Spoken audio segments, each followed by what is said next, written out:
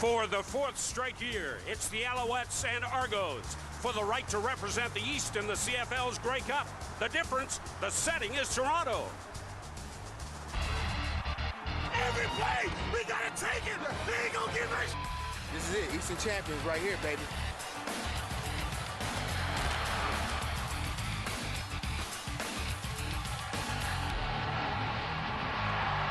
We ain't gonna refuse to lose, man. CFL finest right here, man. Outlaws.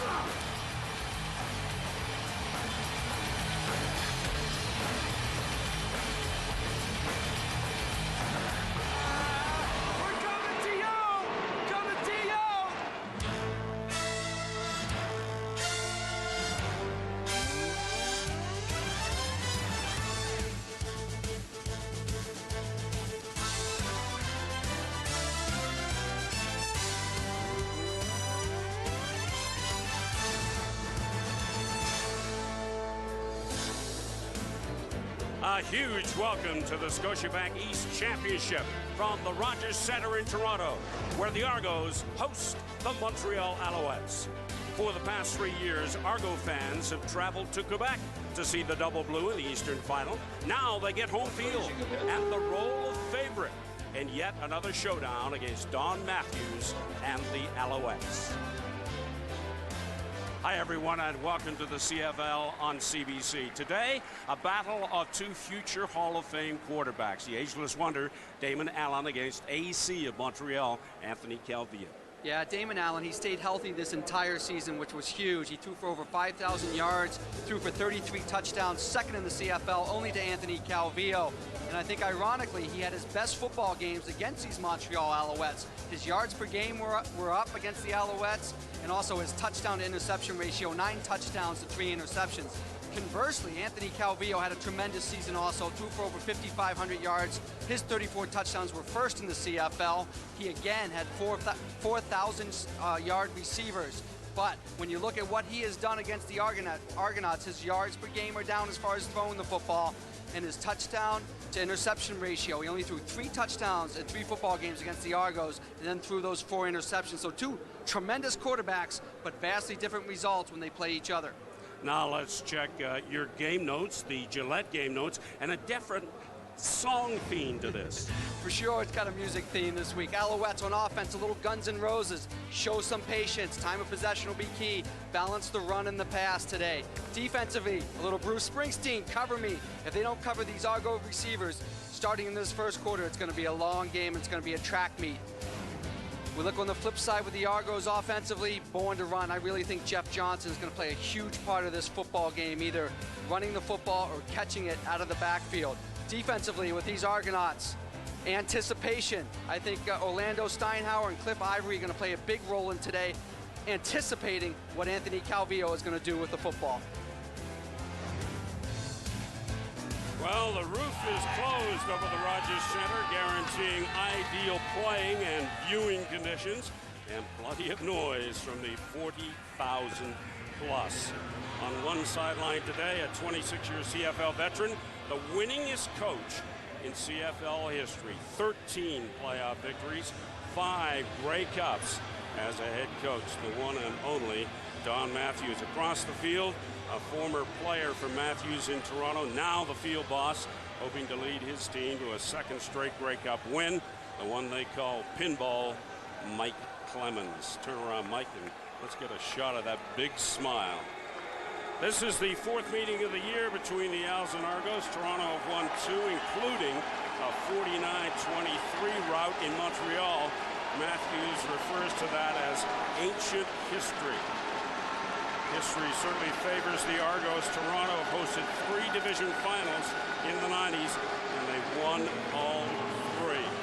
Toronto won the toss, and they've taken the ball. So the Als will kick off to the Argos. Well, it's the 4th straight year that these 2 teams have met in the East Final, but it's the 9th year out of 10 that the Alouettes have been in this Eastern Final. Matthews, of course, a big part of that. Also, Dave Ritchie got the Alouettes to the East Final for a few years, so they've been here before.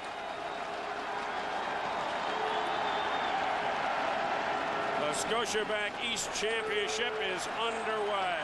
Bashir Livingston looking for some running room. Crosses the 25, forced out of play at about the 27-yard line.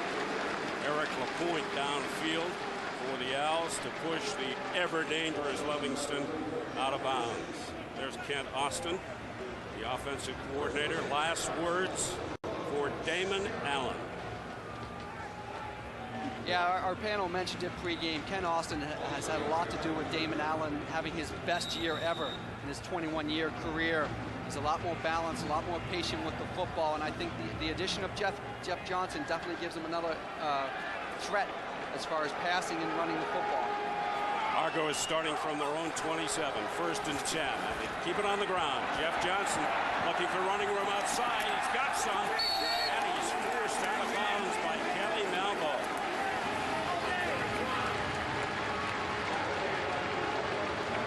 We see Jeff Johnson right off the bat, and we'll look at this Argo lineup, and I highlight Jeff Johnson because I think he's such a threat. He's got strength and speed and catches the ball extremely well. Out of the receivers, Arland Bruce III, he's the playmaker, 18 yards per catch. This guy is a great athlete, can go up and grab the football. Up front, Chad Folk, 9th year, he makes all the calls up front, kind of the quarterback of that offensive line. It's a gain of 12 for the Argos. They spot the ball at the 39. Damon puts it up. It's complete. Robert Baker. And Baker almost down to the 50-yard line of the Alouettes. Baker has been a big target in playoff games. He's competed in 5, 22 receptions for 269 yards. Well, it's early, but if Damon Allen can do that throughout this football game, do that run with Jeff Johnson, and then buy time behind the line of scrimmage, this secondary of the Alouettes that had so much trouble 4 weeks ago is going to really struggle today. And look at the triple threat with receivers all over 1,000 yards. Those guys, and add Jeff Johnson to that, quadruple threat. A 20-yard gain for the Argos. Second straight completion. That time he finds Tony Miles. Defensively for the Alouettes, up front, we look at Filion. He had 8 sacks this year. Focal and Anwar Stewart had 10 sacks in the season. Dwayne Butler, he's got the broken right thumb, has a pin in his right thumb. Certainly a playmaker with those linebackers in the secondary. I think Crutchfield, the guy they just threw at, will be a guy that the Argos pick on a little bit. 12 yards, 20 yards, and 9 yards. I'd say that's pretty good offensive effort in the opening drive. Yeah, tough start for this Alouette defense, who's trying to get some confidence early.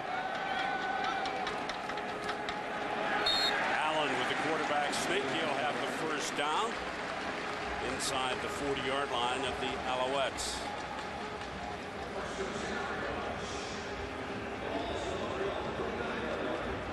Hard to believe that he appeared in his first playoff game way back in 1985. He's amazing, 42 years old. It's not the first time we've mentioned that, but it's just amazing to see him out there still scrambling, still picking up first downs, running the football. 1st and 10 Argos from the 39-yard line. Quick hitch pass to Bruce, and Bruce gets down to the 32-yard line of Montreal. I like the play calling. A lot of balance early between run and pass. This is just a quick screen out to Bruce. Boy, if you see Baker, number 88, coming in here late, he gets a block right there on the back. These guys are physical. They're good receivers. They get open, run good routes, but they really block for each other, and they block for their running backs.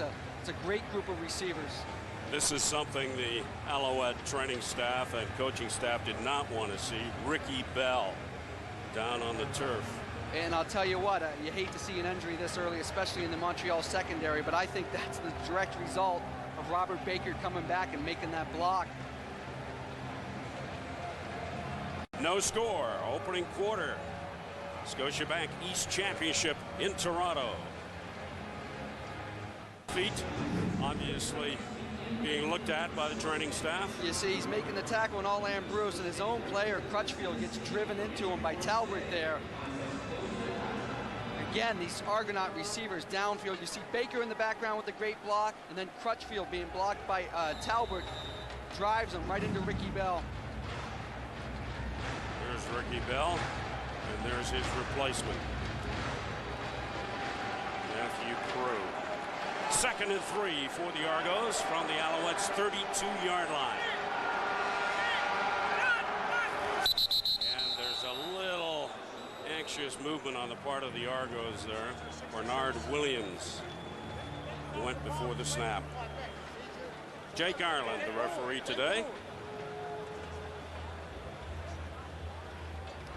Procedure, Toronto number 66, 5-yard penalty. It remains 2nd down. Yeah, just basically the left side of the line jumped on this one, and that puts them back in a tough situation. Now you're in a 2nd and 8, and you can see this side of the line, just both of them jump. A little quick on the cadence, puts them in a tough 2nd and 8, as I was going to say, and now this changes your play calling. Definitely looking for a pass in this situation. Allen puts it up, and it's complete to Baker. Baker with room. Baker down to the 10-yard line. Harry Carey is there to make the stop, and if he wasn't there, Baker was gone. Well, what does a smart team do when there's an injury? They go after the guy that's coming, and they get one-on-one Baker and Prue right there. And I'm telling you, the cushion he gave Robert Baker on that one, I don't know, I might have still been able to get open. You just can't play man-to-man coverage and give these guys that much room, because they'll destroy you. 1st and 10 for the Argos from the Alouettes' 10-yard line.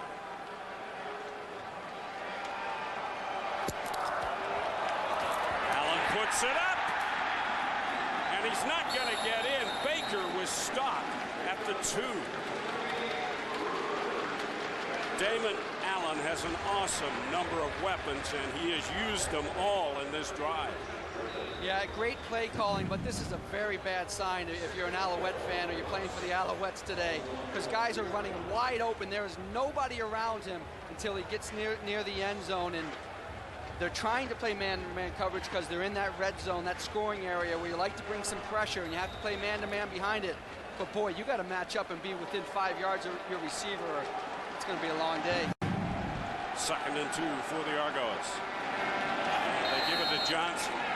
Johnson tries to find some room through the middle, but is denied entry to the end zone.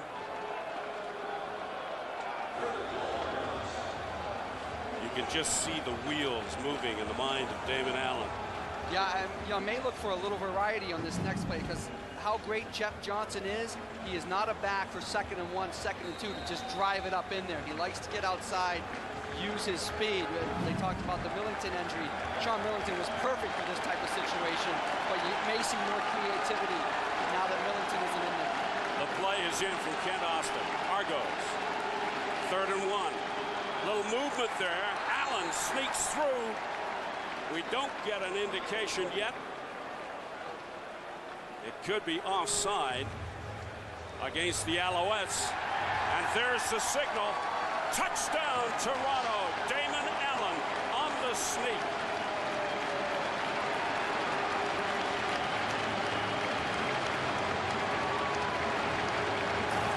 Offside, Montreal, penalty is declined, touchdown. Alouettes are all sides. You see there, obviously they decline that and take the touchdown. I'm a firm believer, 2nd and 1, 3rd and 1. The quarterback sneak is the best play. You don't have to turn around and lose yards when you hand it to your back. When you got an athlete like Damon Allen, just put it up in there behind those big hogs and run it in. Noel Prefontaine with the point after. And cleared by that man, Damon Allen. It covered 83 yards, 9 plays, but more importantly, Darren, it ate up 5 minutes and 42 seconds, and it gives the Argos a 7-0 lead in the opening quarter in this East Championship. Yeah, that Argo offense, led by Damon Allen, just looked very efficient in that first drive.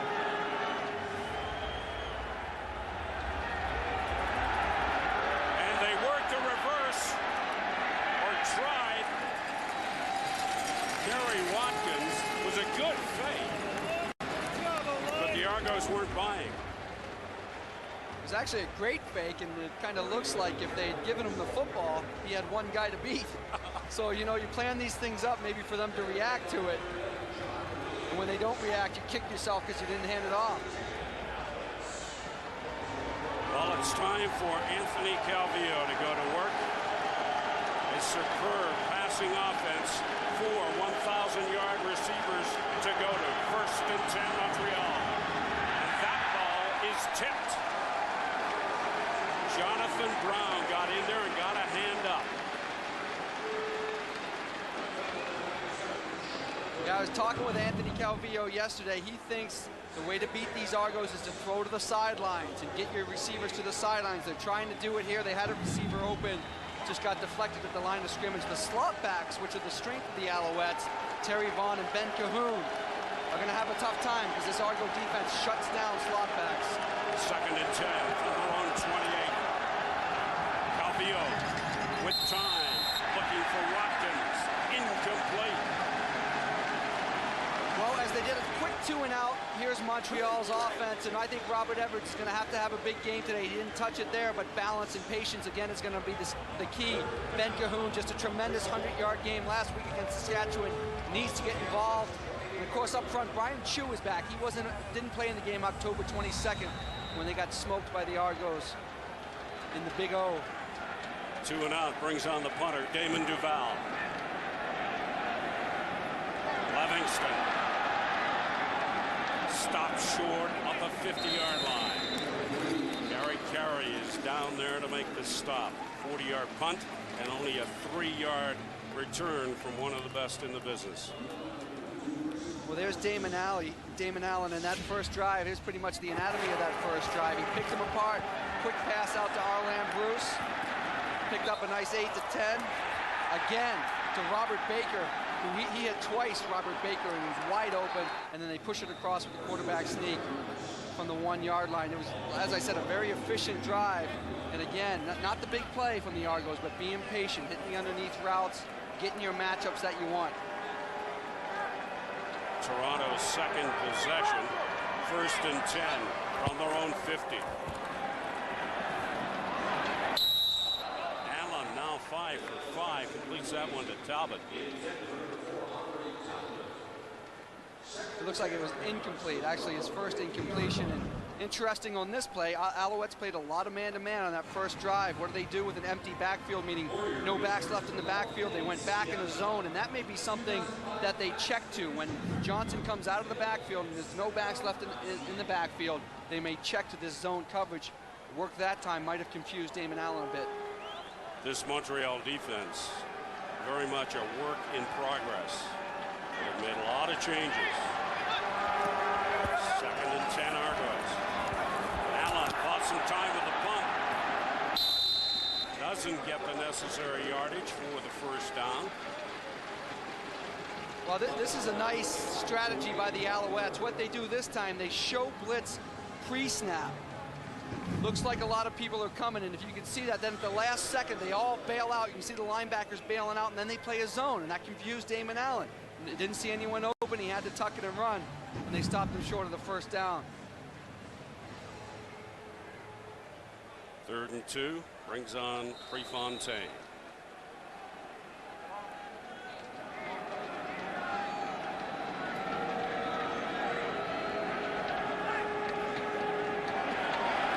Little movement on the part of the Owls, not detected.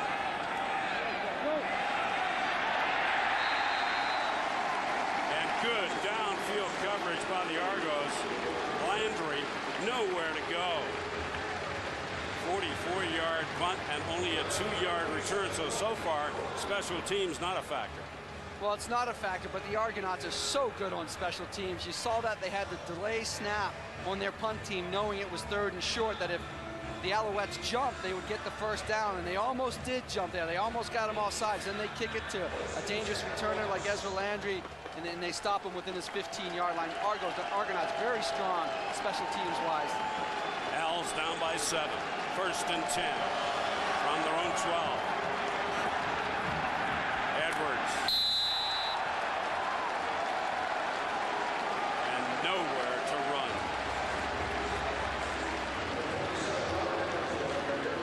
Talking with Brian Chu and Paul Lambert before the game, this is where they thought they'd be effective, running it right up the middle. Argonauts for the whole season been susceptible inside running. People run for a lot of yards, but boy, Not that time. You would think Robert Edwards would be able to grind it up inside and pick up some yards. A gain of a couple, make it 2nd and 8. Just shy of the 15. Calvillo. That was intended for his favorite target, Ben Cahoon. Incomplete. Well, we take a look at the Argonauts defense, and you see Brown at defensive end. He had 10 sacks on the season. Kevin Iben, 113 tackles on the season, led the CFL in tackles, co-led with George White. And in the secondary, Orlando Steinhauer, talked about him before. He's the quarterback of that secondary. He takes chances, creates a lot of turnovers, interceptions, and fumbles. The defense that bends but doesn't break. Very seldom. Good punt. Livingston at the 40. Tries to get to the 50-yard line, and flags are down.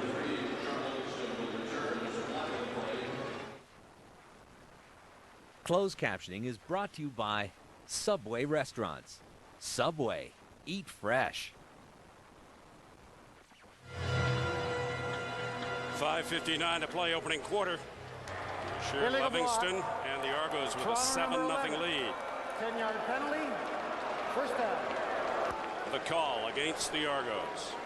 That's a huge play right there, because they had the ball within their 15-yard line, had to punt it out. Not only did they get the booming punt, but then they get the penalty, 10-yard penalty, tacked on to push the Argos back to the 35. And we'll see. Hopefully we're going to look at it right here, right in the back, right there. Bingo on Eric Lapointe. 55-yard punt from Duval, and then with the penalty, Allen comes right back to Baker. Gary Carey there to make the stop for the Owls.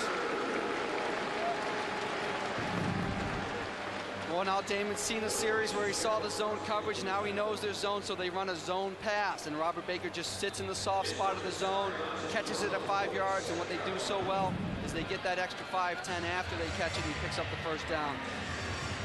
They spot the ball at the 47-yard line of the Argos. Allen and company now 1st and 10.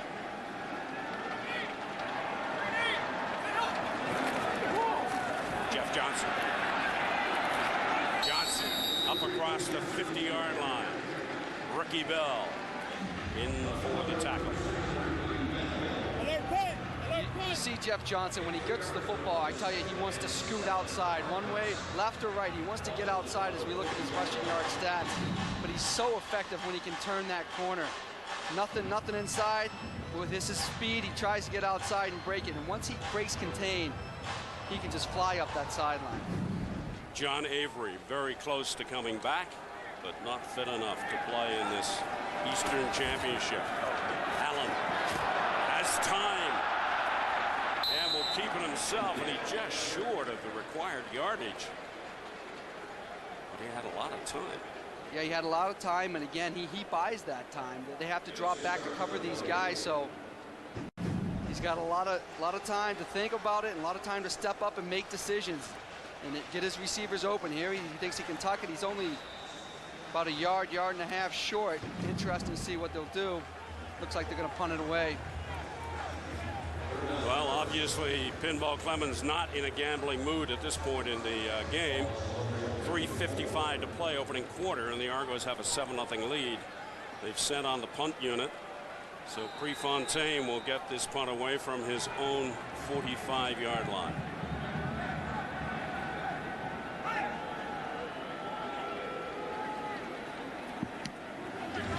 And it's a beauty. Landry inside his own 5. At the 10, 15, and knocked out of play at the 20-yard line. Argos lead 7-0, 3:32 to play. Opening. And it gives Montreal 1st and 10 from their own 20.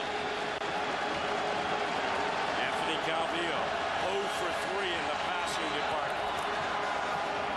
Gives to his big back, Robert Edwards.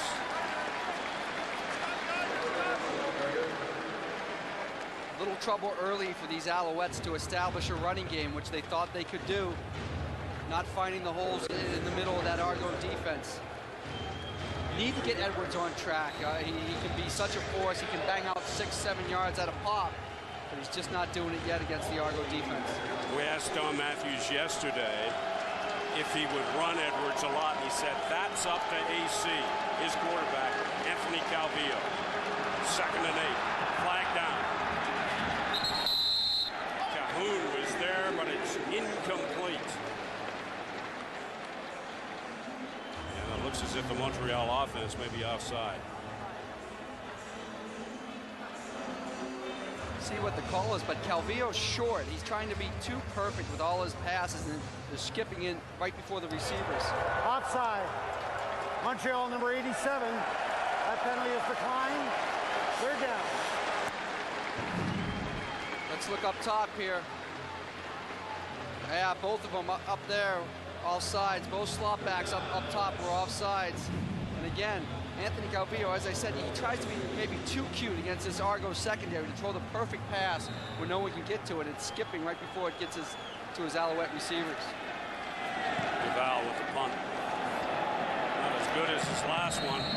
That one bounces out of bounds, and they mark it at about the 49-yard line. Well, this is a big day for the Argos. Jeff Johnson, he's excited. As a running back, you have to be able to pick out stimuli, and when you get too excited, you don't see some stuff, or if you're too low, you don't see some stuff. So you have to keep a level head, but at the same time, internally, I'm jacked. You know, this is but I can't let it go until I get on the field. If you know what I mean, I kind of keep it contained, and then when I get on the field, then I go nuts.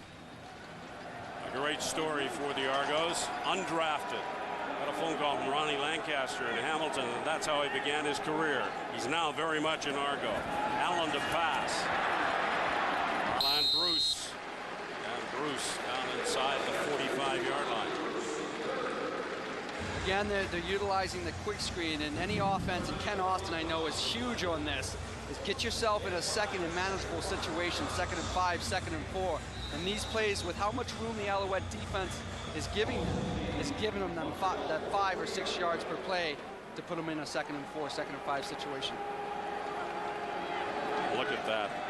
That really tells the story so far in this one. Yeah, we talked about Calvillo struggling against the Argos, doesn't have a completion yet. Allen puts it over the middle, wide open, touchdown Toronto, R.J. Sauer.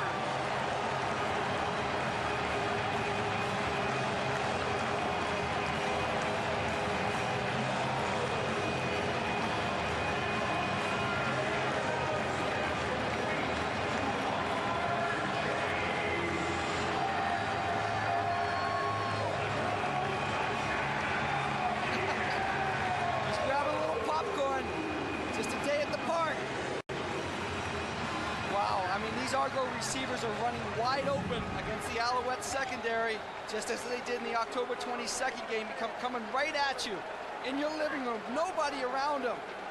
And just so many weapons. We've seen Baker use. There's R.J. Sauer, we saw All-Iron Bruce, Jeff Johnson. Pick your poison. Who are you going to cover? Prefontaine with the point after. And the Argos with a huge 14-0 lead late in the opening quarter. R.J. Sauer got the touchdown, but it was engineered by Damon Allen, who's now good on 7 of 8 passes for 125 yards and a TD to that man. Yeah, Damon Allen just did a tremendous job. He play action to the right. He looked right. And when you do that, watch Damon look this way, and now watch this guy come this way. And he leaves this big void right down the middle. It's Kerry. He's supposed to be in the middle of the field, but when Damon looks right and rolls right, it leaves the whole middle of the field wide open. And as a defense, that is the one spot you have to defend, right down the middle of the field. The Owls need to make something happen. Ezra Landry. Landry showing some quickness. Crosses the 31, 32-yard line, brought down by Chuck Winters. And this is the story of the game so far. Yeah, it's all Argos, and it's all the Argos offense. Quick screens, being patient, and then boom, when they get the opportunity to get the free safety out the middle of the field, Damon takes his shot. He's just seeing the field so well, reading coverages so well, looking off the free safety. 42 years of age. Played in his first playoff game in 1985. Calvillo this time finds the running back Robert Edwards. And he is brought down at the 30-yard line by Kevin Ivan. Coming into this football game, I think Calvillo's offensive philosophy was to try to take advantage of the sidelines. I think right now he's got to get out of that. They got to start looking over the middle a little bit deeper than this. This is a check down to the running back at about that 10 to 15 range. Try to start hitting those in routes because that's what's going to open up the sidelines for him. They pick up a couple. It's 2nd and 8 from their own 33. Calvillo, this time right on the money to Terry Vaughn. He's got the ball up higher. Yeah, he has. He's compensated for whatever he was doing, short stepping and putting it into the ground. Now he's getting it up in their chest into a catchable range, and it's a nice throw. It's actually a very nice crossing route between Vaughn and the wide receiver, and it's just enough to pick up the first down. From their own 43. Gals are 1st and 10. Edwards. Jonathan Brown is there to meet and greet him. And the gun goes to end the opening quarter here at the Rogers Center in Toronto. And it's all Argos so far with a big 14-0 lead.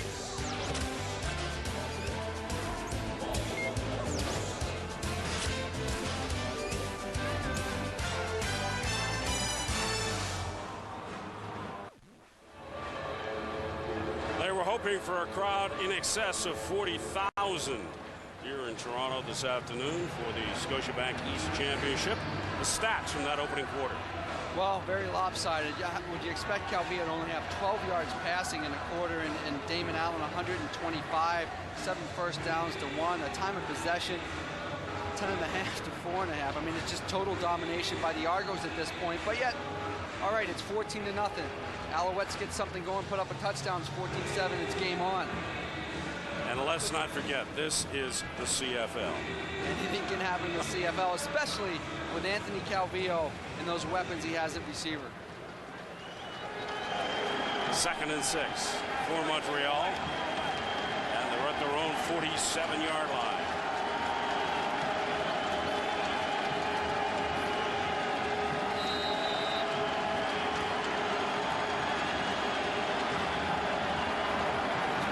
He's got time, and he goes wide to the left side. Terry Vaughn is there. They were working a lot on that at practice this past week. That's right. This is what they thought they could attack, but Anthony Calvillo has one of the stronger arms in the league and can make this throw. Because I'll tell you, if this is a half second slower, Fletcher picks this off and goes for a touchdown. He's going to get straight to the sideline versus zone coverage. Look at Fletcher. Almost, but Calvillo's arm strength gets it there. But I'll tell you, the next time they run that, Fletcher's going to see it a little bit quicker. It's a dangerous play, but really the only soft spot against this Argo defense. 1st and 10 Ls from the Argos 47. Throws a bit of a hitch out to the right side, intended for Kerry Watkins. Not a well-thrown ball. No, not a well-thrown ball. It was in the air a bit too long, and this Argo defense is so fast and so strong that if it's in the air, even if he catches this one, he's going to get hit, and he's going to get hit hard and quick. So he floated that one a little bit, but the last ball, he's really throwing the ball a lot better than he did the first 2 series. The last one to Vaughn was just a strike to the sideline. 2nd and 10 Ls.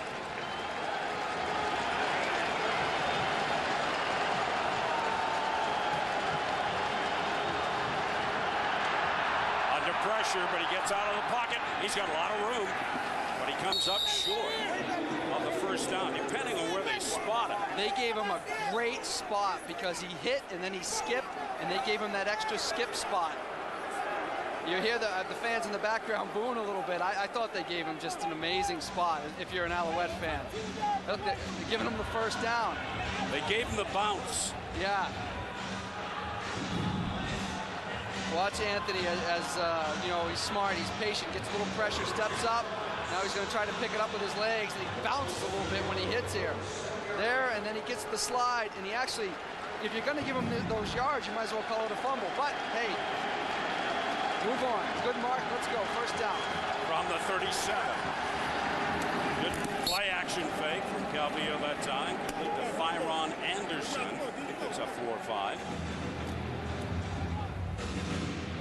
Good first down production. Did pick up 4, maybe 4.5. Get them in 2nd and 5, 2nd and 5.5. In this play action, it would work even better if they could start running the football a little bit more effectively. But it did get Anderson open and picked up 5 yards. From the 33, 2nd and 6, Montreal. Calvillo on a rope that time.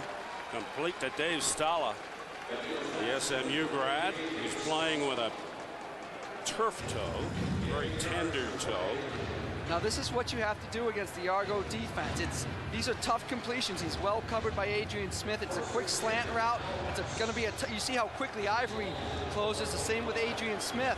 Those are tough catches and tough throws, and they're very patient because they're 5, 8, 10-yard pickups. It's a tough way to play football and drive it down, but that's what you have to do against the Argo defense. From the 25, give to Edwards. Edwards still on his feet. Takes a good hit, but gets down inside the 20. Eric England had him teed up. Yeah, a little more effective running the football this time. And Edwards, since it all looked like a little face mask there, but since his injury, has lost a step a little bit. Not as quick as he used to be, but he's bigger and stronger now and moves that pile a little bit, puts him in a 2nd and 4. And they spot the ball at the 19-yard line at the Argos. Montreal trailing 14-0. 11:49 to play, 2nd quarter. Calvillo with the quick out to Ben Cahoon, and Cahoon unable to hang on. Jordan Younger did a nice job of covering. Yeah, he did. You don't see this from Ben Cahoon. I thought this was an extremely well-thrown ball. It's high and away. Now that's a tough catch for Ben Cahoon, but you have to be perfect against those Argos. Look how well covered he is. Anthony has to be perfect with the pass. You got to make the tough catch. It's not going to happen every play, and now they got to settle for a field goal attempt. And that brings on the place kicker Damon Duval, who was perfect in the semifinal against the Saskatchewan Roughriders last weekend, 3 for 3. And this attempt will come from the 27-yard line. Al's needing points. And that's good. So the Alouettes come up with a field goal, trail 14-3.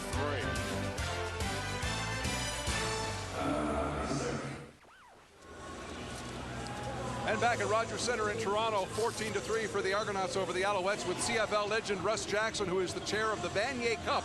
2 weeks' time in Hamilton, and the stage is set, isn't it? Bruce, it sure is. With Laurier winning yesterday and Saskatchewan winning out west, we've got a great matchup. And having Laurier in the game is going to be terrific for us. Fan base from Waterloo should be terrific, and we hope all the people around that Hamilton area and the Golden Horseshoe there will come out and see the game on December 3rd. Yeah, if you want to attend, how can you get a ticket? Well, you just have to phone 1-866-4-VANIER. They'll look after you, and they got lots of tickets, and we hope that we'll have a terrific crowd there. Steve, always a pleasure to talk to a CFL legend. Russ, thank you very much. Thanks, Bruce. He was one of my heroes when I was playing football. Livingston on that kickoff return following the field goal. Now let's see what Damon Allen can do. Now he goes back to work. Look at those numbers. Yeah, pretty impressive. 8 for 9, 132. Almost more importantly, I want to see what this Alouette defense is going to do this drive. They started out in man, then they got burnt. They went to zone, showed some pressure, then they got burnt. Now what's their option? 1st and 10, Toronto. From their own 32. They're up 14-3. 11:02 to play, 2nd quarter. Allen. Look at this. Pure magic when he bounces around like that. I don't think he got back to the original line of scrimmage, but just the coolness under fire. He knows they're coming, but he doesn't panic. Well, great quarterbacks, when you're behind the line of scrimmage and you're moving one way or the other, you're scrambling, you're always looking upfield. Look at his eyes. He's upfield. Where's my receiver? Is he going to break open? No. I gotta get somewhere. Get down. But well defense by the Alouettes. They contained him, didn't let him get outside. Good coverage on the receivers. And, you know, maybe they're trying to find something that'll work against this Argo offense. They'll give the sack to Timothy Strickland. 2nd and 12. again. It's Allen. This time he goes head first, and he's well short of the first down. He doesn't get the bounce that AC got. He would have needed a big bounce, about a 5-yard bounce. But Alouettes showed pressure, backed out of it. This seems to be their most effective defense. And now they come up quickly to keep Damon from rushing for that first down. Out of everything the Owls have shown early defensively, stay out of man-to-man coverage would be my recommendation. Back up in that zone and try to contain Damon when he tucks it under and runs the football. 2 in a row, 2 and out for Damon Allen and Kent Austin. Prefontaine will punt with a 3rd and 4 situation. Landry standing at his own 25-yard line. Let's see if Prefontaine tries to angle this punt. He does. He's not going to give Landry a lot of running room. Landry showing great quickness, crosses the 35-yard line. Don't forget, still to come, CFL on CBC, the Scotiabank West Division Championship at BC Place Stadium. Wally Bono and the BC Lions entertaining the Edmonton Eskimos. Should be a great one. Ricky Ray getting the start for the Eskimos, even though Jason Moss had that great football game last week in Calgary. So, interesting move for the Eskimos. Anthony Calvillo, 1st and 10 from the 36-yard line. Double tight ends. Calvillo this time finds Kerry Watkins. Anthony goes double tight end this time. Double tight end, it puts all your receivers off the line of scrimmage so they get their running start, which usually softens up the defensive backs a little bit, and I think it did in this case. Softened up the Argos secondary and able to complete that quick out. Watkins, the #1 receiver for Montreal over the course of the regular season, #3 in the CFL. 2nd and 5. And they give to Edwards. And Edwards will get the first down. Nice call, 2nd and 5. You think they're going to throw the football. They give it to Edwards, and big guy, you know, he breaks into the secondary. Now run somebody over. You know, he's so big and so strong and moving that pile. He tries to make the quick moves left to right, and that's when he's going to get tackled. But still a big pickup, a big first down for the Alouettes. He had 14 carries in the Saskatchewan game. Gets another one, and he crosses the midfield stripe.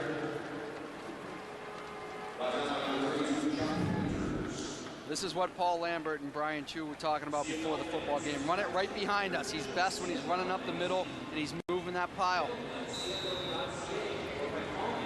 You see, the only football game that they won against these Argos, they had that balance, that run-pass balance. They rushed it 28 times, only threw it 32. The other games, they were very strong on the pass end of it. This time, the big running back may get a yard, yard and a half. Tempers beginning to fray. He only needed 4 yards, and I think you got to watch Brian Chu here. I think he makes the tackle.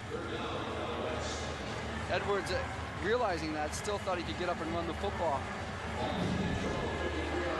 Well, maybe it's gamble time. Well, they're bringing in Ted White. The backup quarterback, the 245-pounder. Double tight ends. It's no yard. It's a full yard and a half. If they're lucky, they got to get to the 52.5-yard line to pick up this first down. Short yardage team is in. Big gamble from the Alouettes. Down 14-3. And a lot of movement. Who went first? Well, the Argos jumped first, but then the Alouettes moved. It's got to be against the Alouettes for the legal procedure. If they had snapped the ball when the Argos were offsides, it would have been against the Argos. That's my opinion. Now we'll wait and see what the call is. Looks like it's going to be against Pinball Clemens and the Argos.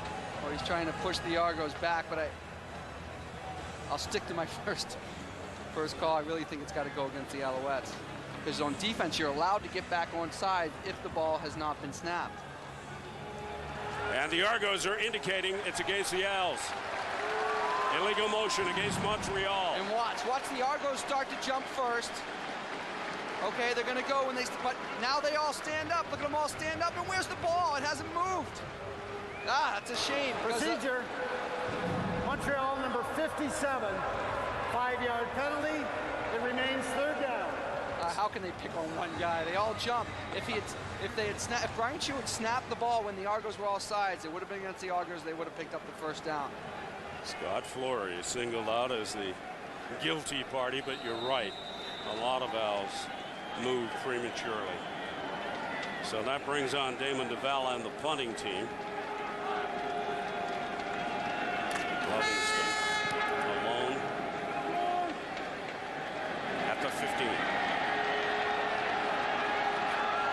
A fumble, and it's recovered by Montreal. The Als have the ball. When we come back, they'll try and put it into the end zone.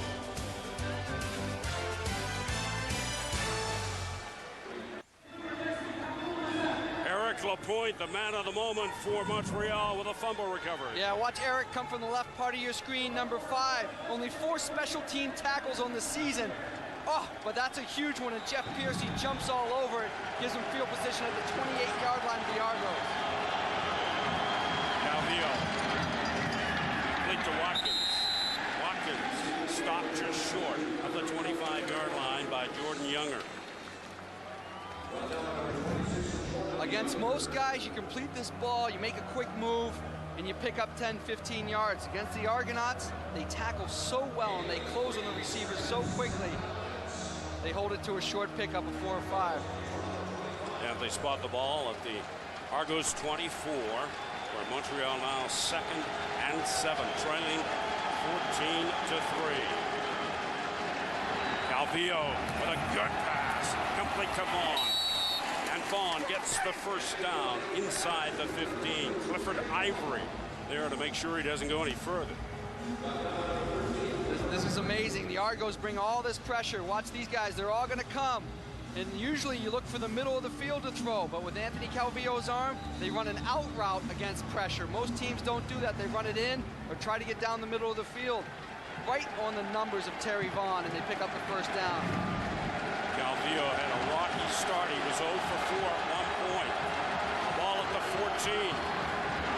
And they give to the big running back, Robert Edwards. And the play is blown down. And Edwards looks like he might be in trouble. This is interesting because Eric Lapointe is the backup running back for the Montreal Alouettes, and he's started in the past, and he's a very effective running back. And Edwards has looked a little shaky today, at best, I would say. He's stumbling through the holes, not running with that power he ran all season. And I bet Lapointe is just itching to get in there. As Edwards comes out, Lapointe is indeed into the game. Edwards clutching his side. Looks like it could be rib problems for Edwards. Calvillo, he was looking over the middle for Dave Stala. Stala got a piece of it, but couldn't hang on. Chuck Winters did a good job of being all over Stala on that one. Chuck Winters, yeah, came into the starting role when Antonio Bonner was out for the year. Just a great athlete, great coverage. Again, it's Montreal and Anthony Calvillo having to be perfect with the pass, and the receiver having to make a tough play. And you can whine about interference on that one, but that's just great coverage by Chuck Winters. Another example of that defense that bends but doesn't break. This field goal try from Duval from the 19. And he's good. He hit from the 27 and now the 19. It is 14-6, favored Toronto. Argos have a 14-6 lead on Montreal with 2:51 to play in the second. Don't forget Walby's Warriors 8, 3:30 Eastern time next Sunday. Chris Walby and Mark Lee, the big man, will reveal his picks for Warriors of the Year and the Ultimate Warrior picked by the players. That all takes place at the Shark Club Bar and Grill. 1st and 10 for the Argonauts on Montreal 23. Allen. He had Tony Miles, and Miles had the ball at one time. Yeah, almost a great catch by Tony Miles. Just led him a bit too much.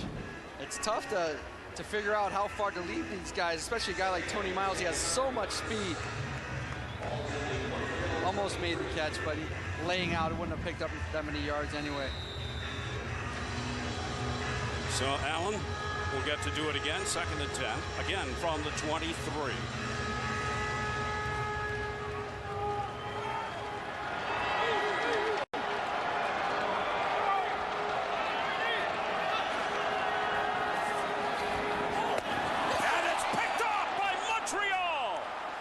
Has got to make the stop. He can't. Reggie Durden still going. Durden brought down at the 41-yard line by Jeff Johnson. I'll tell you what I thought at least created this interception. It's the pressure that the Alouettes bring play side. What a great play by Reggie Durden, though, anticipating it. Watch as he goes play side and the pressure they bring over here. So Damon thinks he has to get it up quick, and the receiver doesn't look. R.J. Sauer doesn't look. Reggie Durden's the only one there looking at the quarterback. A nice return, too, to give him great field position. You see Jeff Johnson hustling all the way back, trying to get that football loose, create a fumble. But now it's on the 41 and turnovers. Argos don't usually commit a lot of turnovers, but 2 in a row and giving the Alouettes scoring opportunities. David Allen picked off, and his return 57 yards. 1st and 10, Montreal from the Toronto 41. Plate to Terry Vaughn, but he barely gets back to the line of scrimmage before he's hit. Yeah, you see Damon, I'm sure he's a little upset with R.J. Sauer for not turning his head around coming out of the break of that, because he got a lot of pressure. They got to get rid of it quickly, and R.J. Sauer never looked. Well, it's a 2-yard pickup, so it's 2nd and 8. For the Owls from the Toronto 39-yard line. They're down 14-6. And Calvillo was almost picked. That was intended for Terry Vaughn. Clifford Irish was in perfect position. Yeah, he sure was. The Argos only rushed 3. So they got 9 guys covering. Terry Vaughn, he's caught. He wants to be at the distance for the 1st down, but he has to come back to that football to secure the catch, or else Cliff Ivory's going to jump in front of him and intercept it. You know, it's one of my pet peeves, not running your route far enough to pick up the 1st down on 2nd and 7, 2nd and 8, and Terry didn't do it on that one. Well, Damon Duval, who's been good on his first 2 field goal attempts from 27 and 19, will try one from the 46-yard line. He's got the legs, but he's wide. The long field goal attempts with your big guys out there that you worry about. Livingston, always dangerous, still dangerous. Finally knocked out of bounds just over the 30-yard line, and a flag goes down.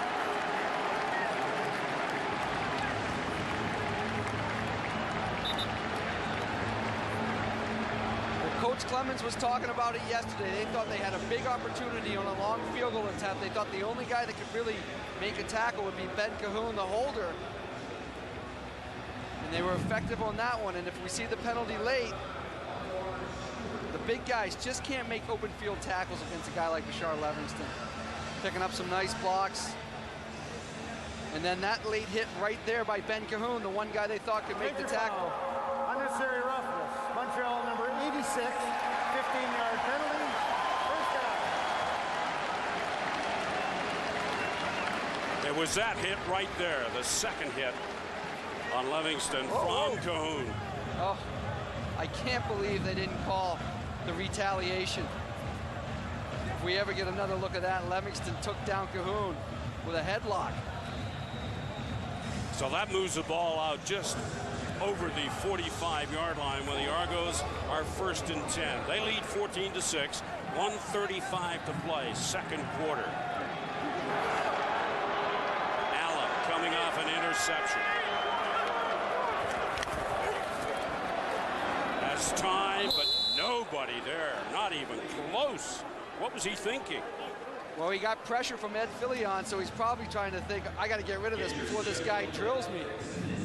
I think he wanted to go up the middle a little deeper. And we'll see the receiver come into play right here. He wants to go here, but he gets pressure from Fillion, gets hit down by the legs. Watch the pressure, and this is what they got to do. You got to hit Damon Allen. You know, you don't want anything cheap, anything out of the rules, but you got to hit him over and over. Hey, he's 42 years old. Can he take the pounding, play after play? 2nd and 10, Toronto on the 45. Allen with time. This time he's got a man open. Andre Talbot.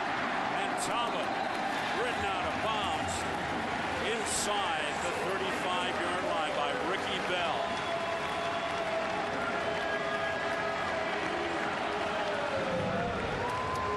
Too much time for Damon Allen to throw the football. If he has this much time with his receivers, they're going to get open. Montreal's back in that zone coverage, and what a block late upfield. Watch this block. Oh, a decleater. I tell you, these Argo receivers, if you're a defensive back, you got to keep your head on a swivel because they will light you up. A 32-yard gain for Talbot. 1st and 10, Toronto on the Montreal 33. With a strike.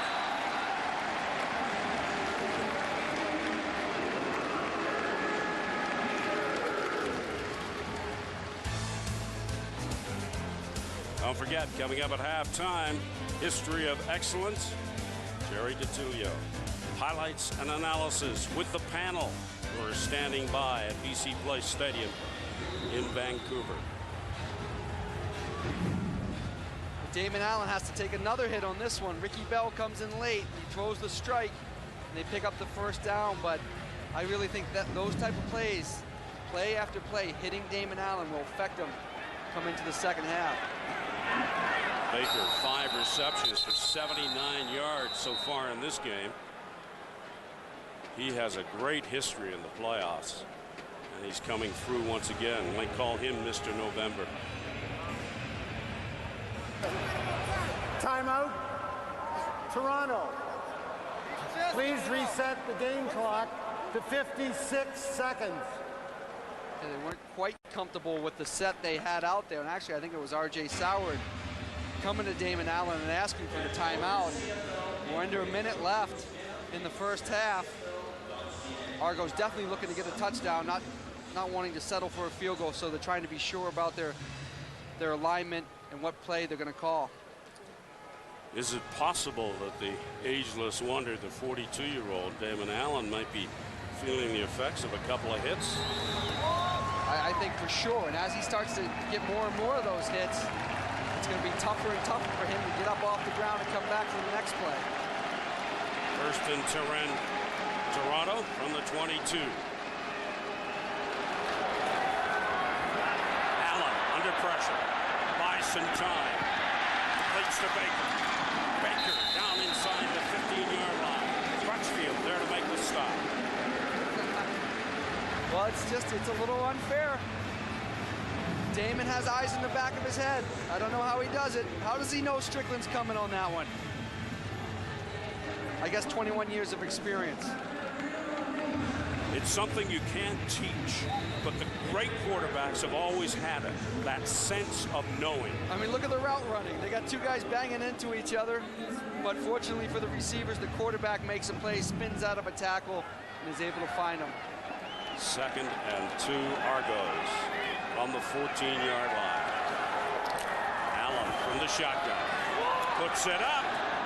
Almost picked off by Reggie Durden. Durden had better position on the ball than did Tony Miles. Give Reggie Durden a lot of credit, because this is the same look they did last play when they threw strong side that Durden made the interception. Now they're going to show that, roll right, turn back to one-on-one coverage with Tony Miles and Reggie Durden, and you know what? Who's the better man? On this play, it's Reggie Durden. Almost his second interception of the game. Tony Miles has to turn into a defensive back and just try to knock it away.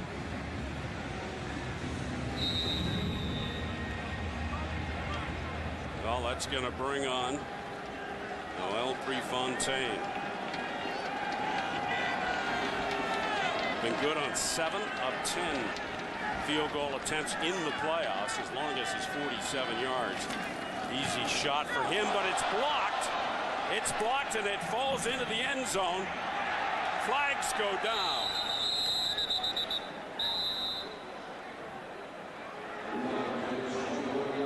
Great job by Montreal of getting a piece of that from Prefontaine from that yardage. That's an automatic. Yeah, great job. They blocked it. And they're going to save the single point because there's a no yards penalty.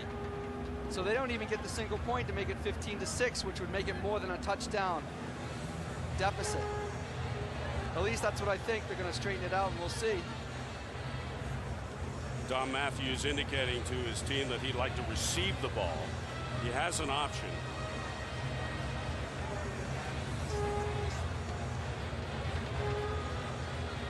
Let's see the referees sort this one out, but no yards. Toronto number 56. That's a 5-yard penalty applied from the 10-yard line. There is no score. First down, Montreal. Boy, I'm so on top of that because we had the exact same play last year in Ottawa. Let's see the kick. No, it gets a hand up. The defensive tackle gets a hand up. A low trajectory on the kick.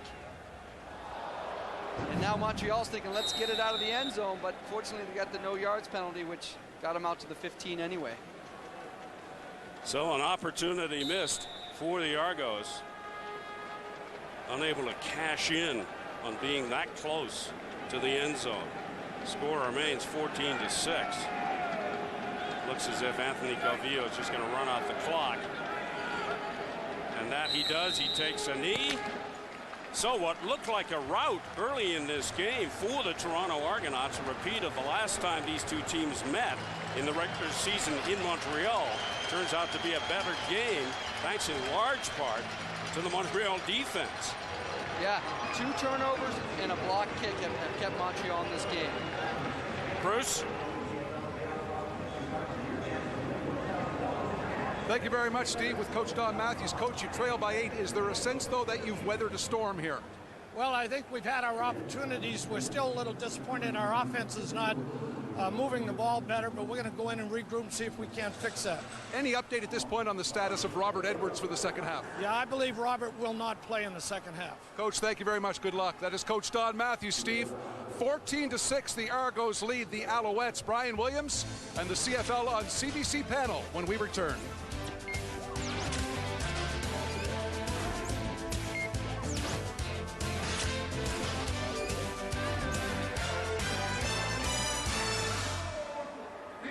Rogers Center in Toronto, I tell you, Toronto should be leading by at least 2, maybe 3 touchdowns. You know, the Alouettes simply hanging around. Look out in the second half. And if you are just joining us, we are live at BC Place Stadium in Vancouver, where later this afternoon, it'll be the BC Lions and the Edmonton Eskimos in the Scotiabank Western Conference Final. With me, Eric Tillman, Greg Frères, and Danny McManus. Danny, that opening quarter belonged to Toronto, and it started with the opening drive. Oh, exactly, Brian. I think what Toronto did at the beginning, they were on fire. They were just throwing the ball upfield, and guys are getting open. And it's one of the things that Damon has, and I think what Ken Austin is trying to do is take some pressure off Damon, make sure they can't sit there and pin up on him. But one thing here, Robert Baker does a great job breaking tackles. A lot of his catches that he does is what he does after the catch. And now this one set up a touchdown, which was outstanding for him to be able to get in an open spot. Would have been nice for him to get in the end zone, I imagine, from his standpoint, but it set up a 1-yard plunge by Damon Allen. Of course, the quarterback loves to see a quarterback get the touchdown after the receivers do all the work. Speaking of receivers, he did a good job, Damon Allen, Eric, in that first quarter of spreading the receivers around.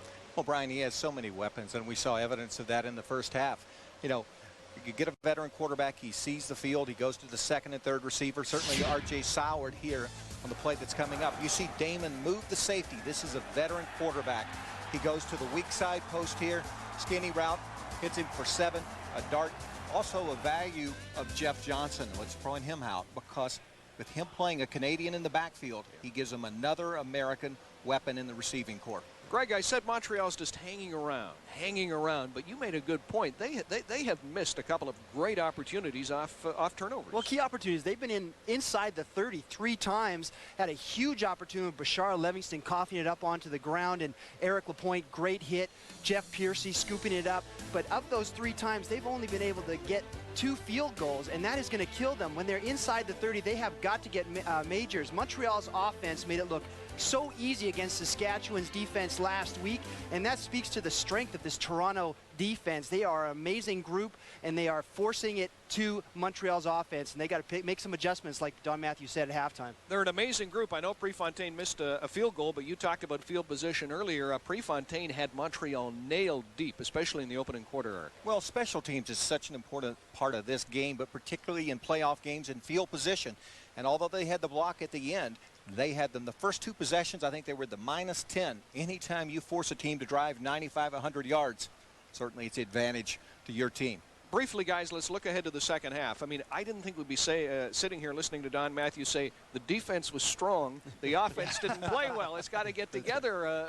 What happens? Well, I think this is exactly what Montreal wants it to be, is a game close. I mean, they had opportunity to get blown out of this game, but they stayed right in it. And I think the defense is really holding them in here. Now, with Robert Edwards out, what is the offense going to do? Anthony really has to be a lot more sharper with his passes. Well, Anthony's going to have to be great all game long, because Toronto is giving them the wide side of the field, and he's going to have to ice down after this game, but he's going to have to be perfect all game long if that's what they're going to do with their offensive game plan. Hopefully they're going to find some spots in the middle of the field and be able to get downfield and make some touchdowns. The big thing, though, is that they are within 8 points. That's a critical thing. They had the 3 possessions inside the 40-yard line, only coming away with 6 points, but they're still in position to win this game, to make adjustments. Don's a veteran coach. One of the big advantages of having a veteran coach like Don Matthews, he's been in games like this where he's been ahead, he's been behind. But they will make adjustments at halftime, and I think they'll come back and make their presence felt. Just hanging around. Just a reminder, we're here all day. Coming up after this Toronto game, it's the BC Lions and the Edmonton Eskimos. I hope Soward's got a little butter for that popcorn, because if they don't sharpen up, Montreal may be eating the popcorn at the end of this game.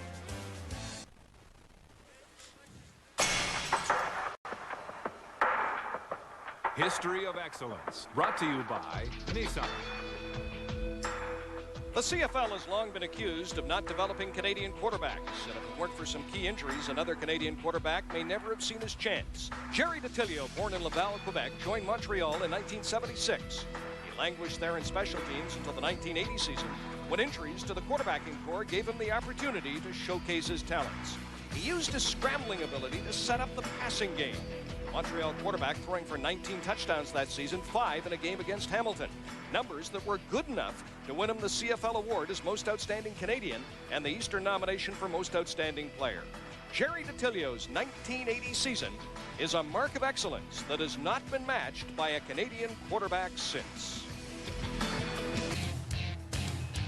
Welcome back to the Scotiabank East Championship game from the Rogers Centre in Toronto. We're at the half, and the Argos have a 14-6 lead over the Alouettes. It was a dominating performance from Damon Allen and the Argo offense in the opening quarter, but the Als came alive defensively in the second quarter, and that made the difference. Right now, down to the sidelines, and Bruce Rainey. Steve, with Coach Clemens. Coach, I know you're up by 8, and I know you don't gaze backward naturally, but is there a sense it could have been a bigger lead for your team? Well, obviously, we had a couple of turnovers and a couple of opportunities in the red zone. Was one of those, and didn't come away with points in the 2 opportunities in the red zone and had the turnovers. One of them created points for them. So, yes, we do feel like a couple of things slipped away, but we just want to keep playing solid football. Right now, if we play solid football, we need to take it just a quarter at a time. We need to win the third quarter first. How have you throttled their offense so? Well, right now, you don't throttle that offense unless you win the football game. So we've done a good job thus far. Now both teams make adjustments at halftime. Now we got to come out and play. Coach, have a good second half. Thank you so much. All right, Steve. Thank you, Bruce. It would have been interesting to be inside that Argo room at halftime to hear what Pinball said and the way he addressed his team. Well, I'm sure he's telling them, hey, we're 1/2 away from going to the Grey Cup, and this is what it's all about for us, huh? We started training camp. We wanted to repeat. We're 1/2 away. We're dominating them football-wise, but we got to play this half better, and then we're off to Vancouver. You and I were talking just a few moments ago, and you think that Eric Lapointe could be the key for the Alouettes in the second half in replacing Robert Edwards. I really do. I know Eric Lapointe well. He has started for the Alouettes in the past. He's a great running back, and he could be the difference maker in this second half to get that running game going for Montreal. Well, you heard Don Matthews say that Edwards would not be back, so that puts all the pressure on Eric Lapointe. Second half is underway here at the Rogers Center in Toronto. As Landry at the 25, 30. Landry still on his feet and knocked out of bounds at the 45-yard line. A flag goes down. 32-yard return from Landry. And I continue to be impressed with his quickness. Yeah, it was a nice return by Landry. Unfortunately, they're going to call holding on Philip Gauthier. Am I saying that right? Gauthier. Gauthier. And it looked like a great block. And holding. Montreal, 10-yard penalty, first down. Taking him out of great field position, now going to put him back on the 33 to start this second half. And I think right away we're going to see what the Owls are going to do. They're going to give Eric Lapointe a chance to get that running game going, and they're going to stick to the pass. First and 10, Montreal.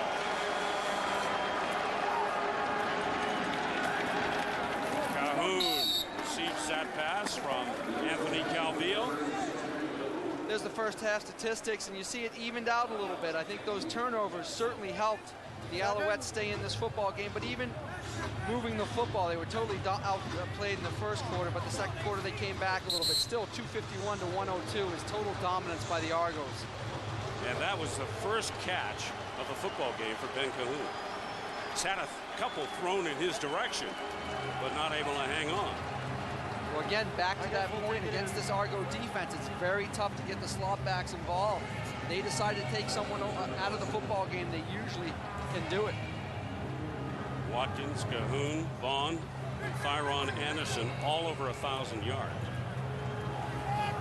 So Dave Stalla in that mix, and you got 5 very, very good receivers.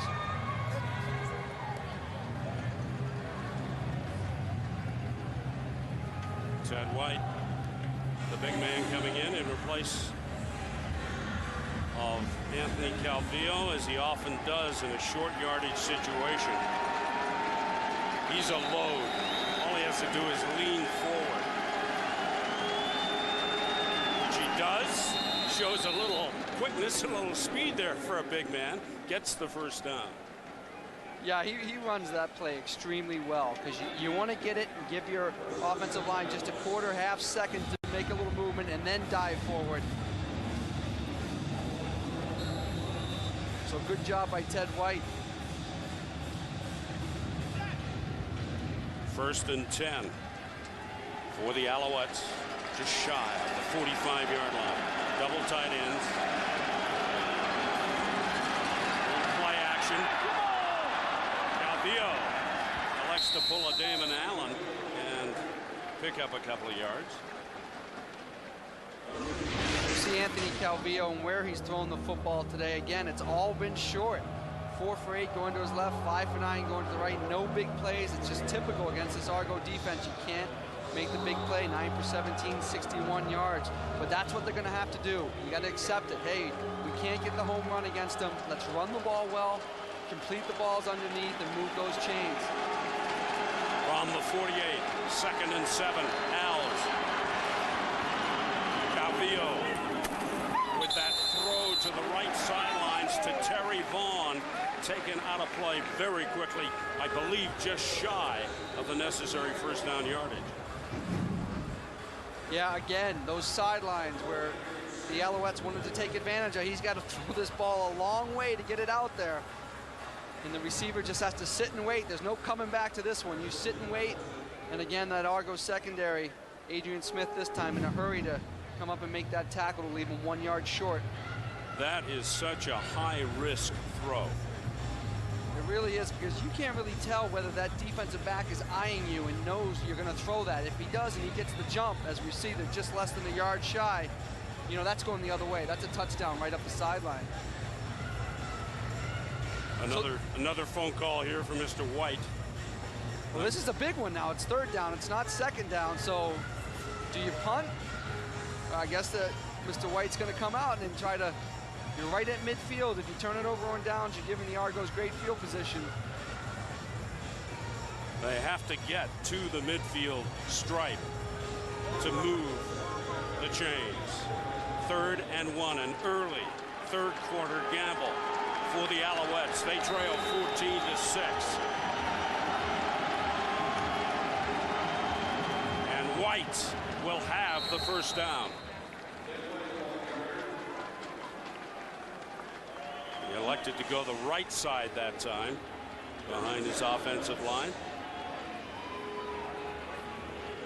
You see what these two teams do coming out in the third quarter, and I think this is a very telling stat. The Argos plus 71 differentiator, the Alouettes plus 17. And head-to-head, it's 32-2. So the third quarter has been a huge favor for the Argonauts.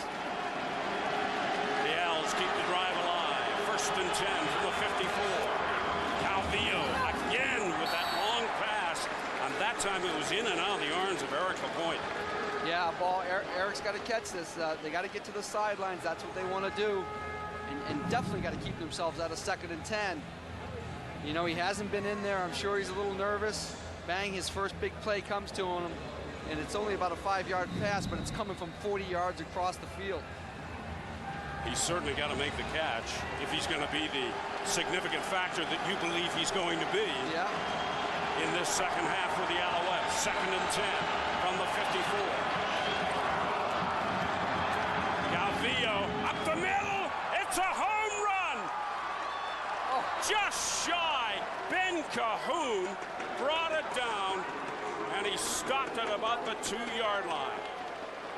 How huge is Ben Cahoon? I mean, he played a great game. Watch Eric Lapointe pick up the blitz here. First of all, I got to give him some credit. It's just a spin move, buys him more time, and then the center of the field, right past Orlando Steinhauer. Ben Cahoon is just the guy in the playoffs. Stepped up last week huge, and now a huge catch to get him down to, well, the 2-yard line. And he's the master of the yards after the catch. That time coming up 2 yards shy of a touchdown. 1st and goal for the Owls from the 2. It's Lapointe. Flags are down. Lapointe doesn't get in the end zone. Usually offsides in this situation. We'll see what the call is. Brian Chu indicating it's against the Argos. This seems like a Ted White situation. Offside. Maybe. Toronto number 95.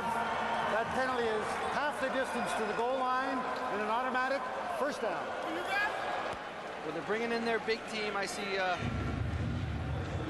Ted White's coming out onto the field, so you would think they're back to that quarterback sneak. Now they got 3 chances from the 1 to put it into the end zone. 1st and goal to go. Alouettes, 10:47 to play. Clock is running in the third quarter. The Owls down 14-6. This would be their first touchdown if they can punch it in. Flags go down, and Ted White does not break the plane.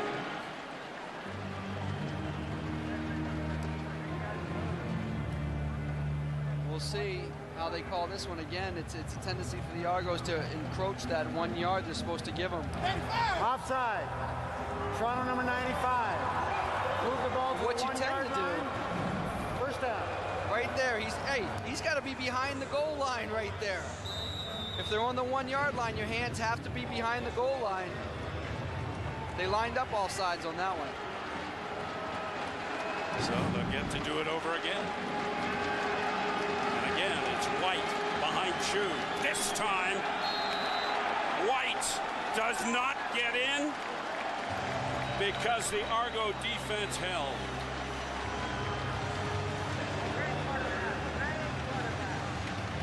Back to the old bend but not break. They know when to step up and play hard. And this time they're all on sides. See if he crosses the plane here. Oh, Steve. That's a tough one. It's always a tough call. You can't actually see the football, but he gets very close. Mike O'Shea makes the tackle, and we'll do it again. Second and goal, Alouettes. And again, White goes straight up the middle. No indication from the official yet. The Owls are saying touchdown. The Argos are saying no way. Well, we'll let them sort it out because it only matters what the referees say. How many chances can you get? That was their 4th attempt from the 1-yard line to stick it in. It looked like he crosses the plane. We'll see again. Just has to cross the plane. The problem is the referee cannot see the football in that mass of humanity. Ted White is out of the game. Anthony Calvillo is in. It is 3rd and goal from the 1.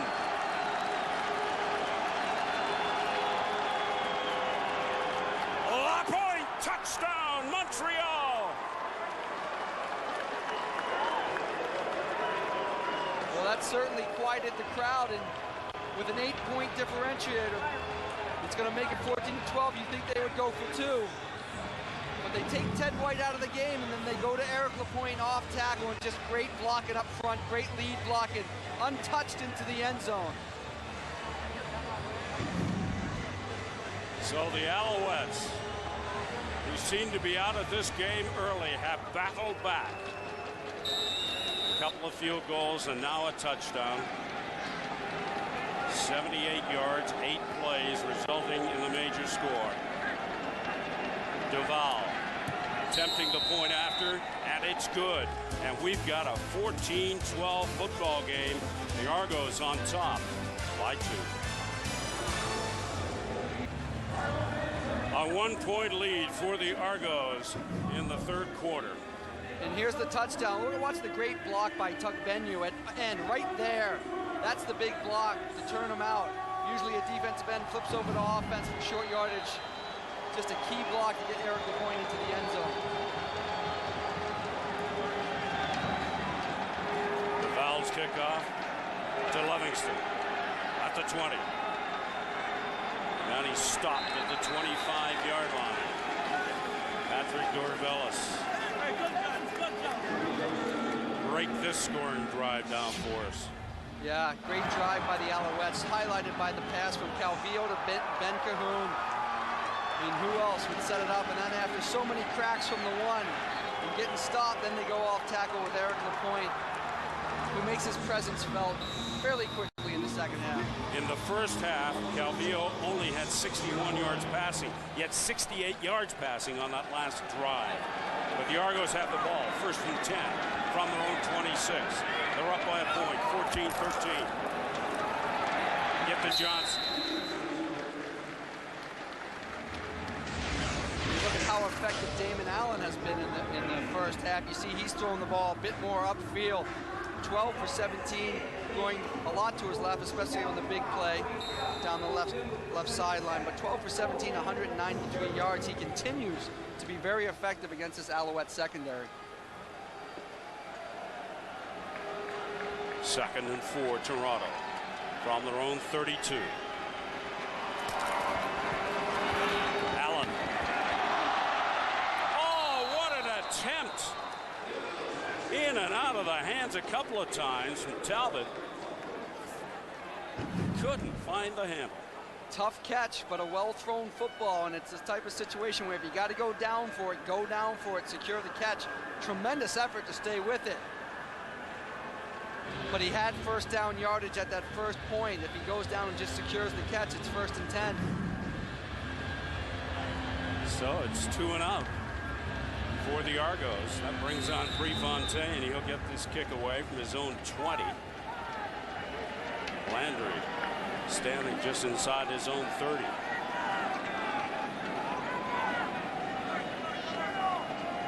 Long count. And flags go down. You knew that was going to happen. Yeah, they took so long snapping it that looked like some of the Argos got a bit impatient up front. Of course, if they call it against the Alouettes, it's a 1st and 10. And it's a brilliant move. Let's get the call from Jake Ireland.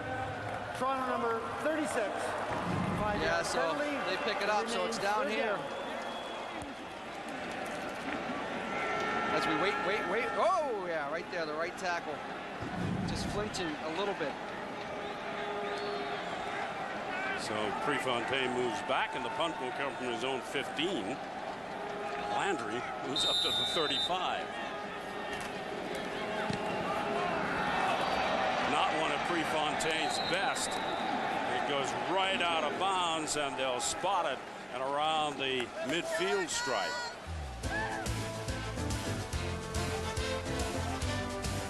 Howard, could it be?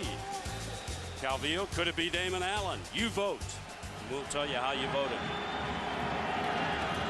LaPointe does well on the fake, and then Calvillo tries to find Anderson, but he's not hanging on. That was a good fake to LaPointe. Great play action by Anthony Calvillo. He has the option after he fakes to Eric LaPointe, either run or pass.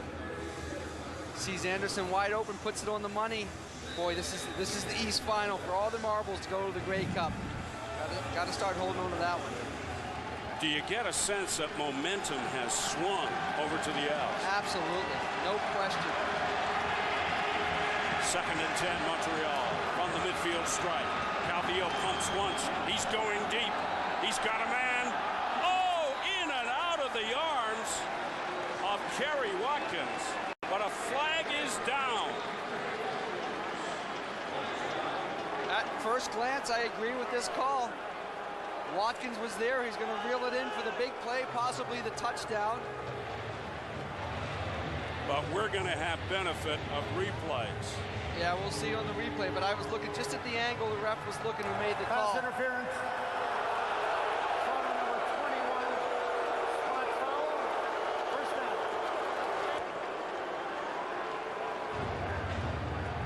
I think it was Jordan Younger on the coverage, number 26. I think he said number 20 here. Yeah, and just watch. He thinks he's beat for a touchdown, and he grabs him. That's interference. Hits him in the face, matter of fact. Another good look at it right there. Great angle. Wow, these CBC guys are good. Nice look at it right there. And it is LaPointe. Oh, so close, tripped up at about the 1-yard line, could not fall forward enough to get into the end zone and break the plane. Didn't get the bounce again, but I'll tell you what, it looked like he broke the plane to me. Again, I'm way up here, so we'll take a peek at it. I don't know what kind of angle we'll get here, but he breaks the initial contact. The ball crosses the goal line, but I don't know if his knee hits. They call his knee hitting first. Right there, his knee hits. Army looks like a touchdown to me, but nonetheless, 2nd and 1, and Ted White's back in. They spot it at the 1. White behind Chu. Gives to LaPointe, and LaPointe gets the touchdown. His 2nd of the game. And the Owls go in front.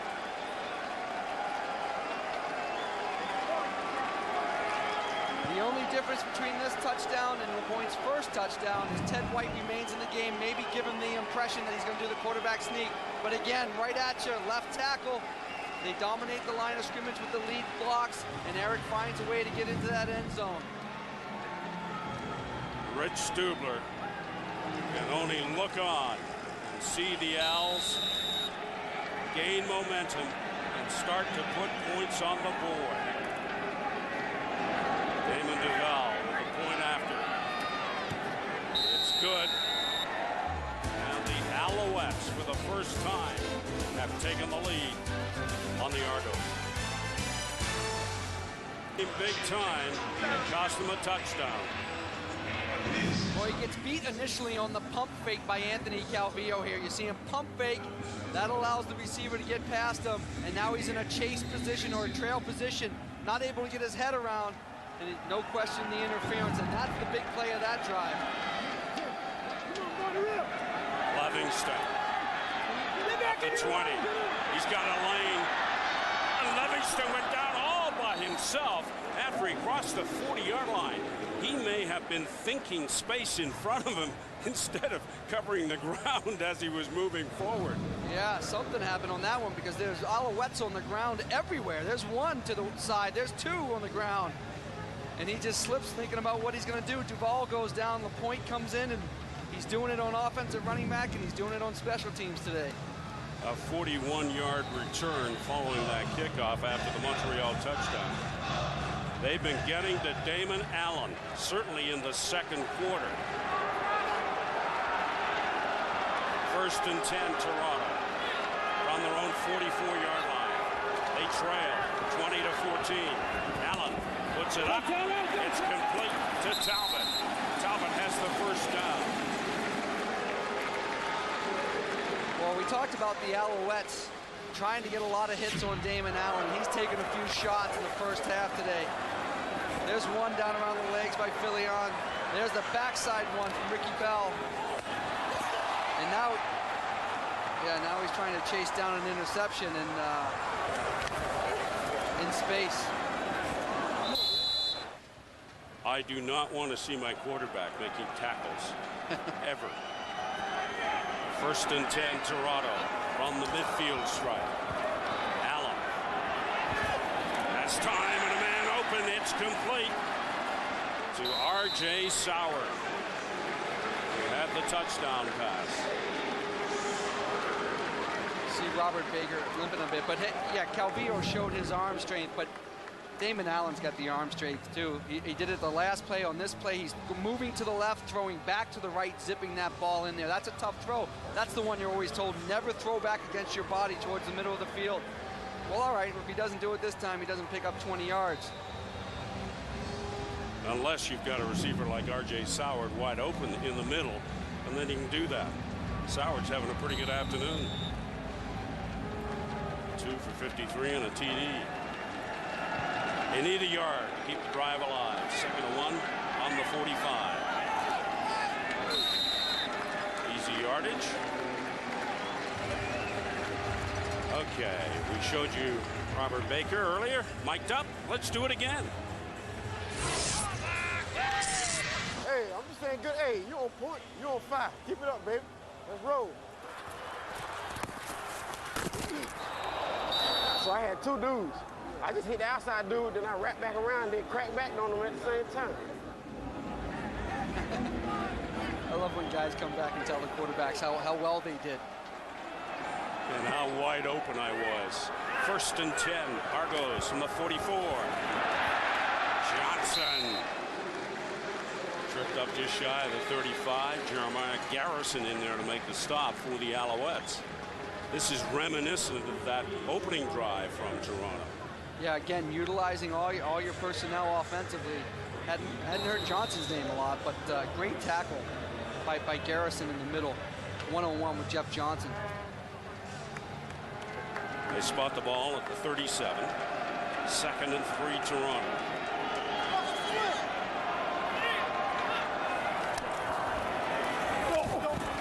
Allen was looking for Tony Miles. And that time it was thrown a little high. Now the Argos got a decision. They're on the 37-yard line. Be about a 44-yard field goal for Prefontaine, and here's the pass, just as you said, just a little high. Again, Reggie Durden making plays. He's right there in the coverage, but now this is a long field goal attempt for Prefontaine. Remember that first one was a miss. So this one's coming from the 44. It's got the legs, and it's got the accuracy. A field goal, Argos. Following a Prefontaine field goal, it is now a 3-point difference. Favor the Alouettes. The clock is running. Just over 2 minutes to play, 3rd quarter. The Owls have the ball from their own 35. Calvillo finds Watkins, and Watkins brought down at the 40. Alouettes have been effective with that quick play action, but more like a three-step drop on these short routes, just to get the secondary to soften up a little bit, because they're looking at run. All the defensive backs are doing are peeking in the backfield. So they see run, they freeze for a second, and they're able to get that quick pass and put them in 2nd and 4. They spot the ball at the 40. Calvillo to LaPointe, and LaPointe crosses the midfield stripe and into Argo territory. Darren Flutie said at the half, LaPointe would be the story. He would be the difference for the Alouettes in this second half. I just think he's a bit quicker to the hole than Robert Edwards is, and you see his speed. One thing you got to worry about at Eric LaPointe is when he plays a lot, he's very injury prone. But I think he's quicker and faster to the hole than Edwards is. Injury prone because he plays so hard. He gives 100% every play. Calvillo. Watkins. Boy, that play has been there all afternoon. Yeah, and it's going to be there a little bit more because now Eric LaPointe has busted a run up the middle and gained a lot of yards. So now that the secondary has to worry about the run. So now you're going to have that. And then you're going to have the odd time where they do the play action and pump the quick out. And then he's going to go deep like we saw before on the younger interference. 2nd and 4 Owls from the Toronto 49. Closing seconds of the 3rd quarter. Owls lead 20-17. LaPointe. And he's got the first down. Yeah, he's just a very good running back. Again, he's got for whatever reason, the Canadian label, but let me tell you, this guy, when healthy, is one of the best backs in the league. He finds the hole, he can break those arm tackles that they're trying to grab at him and not even break stride. He's very strong, very fast. And look at the way they're protecting the ball. This will be the last play of the 3rd quarter. Firing a penalty. LaPointe again. Stay with a good thing, and LaPointe has been the difference for the Owls in this second half.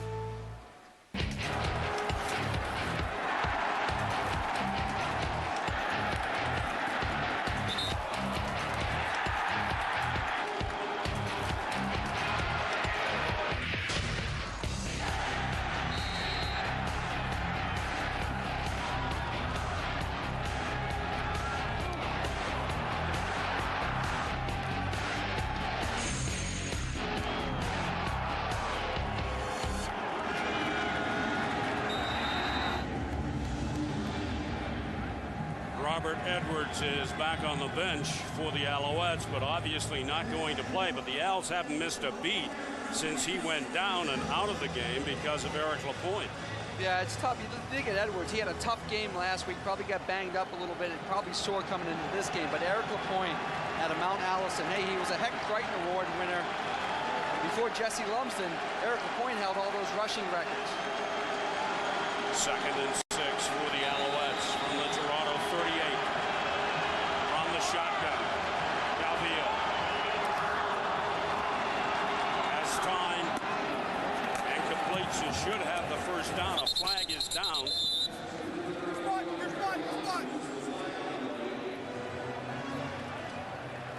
Watkins did well to take that in and know where he was. Yeah, they're going to call holding on the Alouettes, so it's going to push him back in a long 2nd and 15. Holding, Montreal number 65. 10-yard penalty, repeat 2nd down. Paul Lambert, the guilty party for the Alouettes, and that's a costly one. Moves the ball back to the 48-yard line. 2nd and 16 for the Owls. Calvillo looking deep, going for Stalla, and that was way over his head. Adrian Smith had him covered like a blanket. Yeah, interesting choice to go for everything, go for the home run over top, because really, you're only about 10 yards away from a field goal, and Steinhauer playing in the middle of the field. They're just really in a cover 3. Adrian Smith one-on-one with Stalla out there, well covered, as you said. Now it's about field position. Can you pin the Argos back inside their 20, inside their 15, and make them go the long field to get a touchdown or a field goal? Well, the Argo defense have done their job. Duval just kicks it right out of play. Wasn't taking any chances on any kind of return from the Argos that time. And that's the problem when you fear a returner so much. You go too close to the sideline, now he puts him close to the 30, and there's after the third quarter, it's getting closer and closer. Alouettes actually have the lead in first downs. Yardage has gone to 283 to 217, and those turnovers still looming large because the Argos had such a good chance in the first half, maybe to put up 21 or 28 points, and they didn't get it done. Time of possession dominated by the Alouettes now, which is a huge turnaround from the first half. An 18-yard punt, that's all it was from Duval. Giving the Argos first and 10 from their own 30. Allen with time, and a man open with the necessary first down yardage. It's Robert Baker. This is all Damon Allen again. Doesn't have anyone right away. They're getting some pretty good pressure on him, but he finds a soft spot, steps up, and throws the bullet. I'm telling you, it's fun to watch these two quarterbacks. A 17-yard pickup right there. Allen to Baker.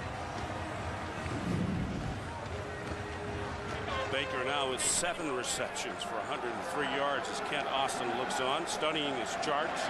Allen back to work. First and 10 from the 47.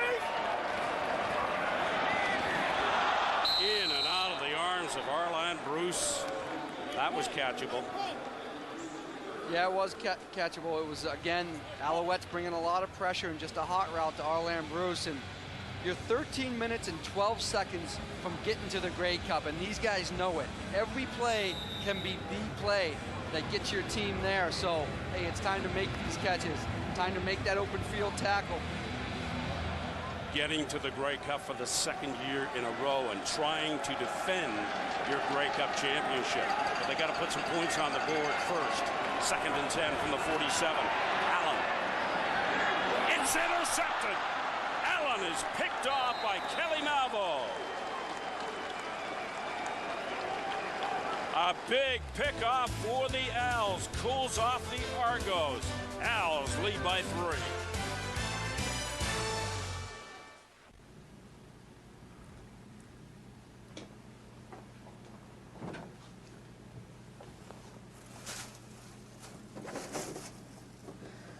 Okay, who took my pudding?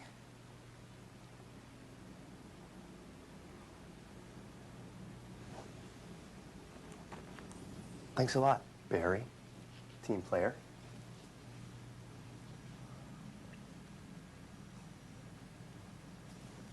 Earlier this year, Don Matthews and his defense were under the gun because it wasn't working. Whatever he's doing today against the Owls is working. Yeah, this looks like the Alouettes of old. There's 3, 4, 5, 6, and I think there's 7 in there, and I think 6 of them will come.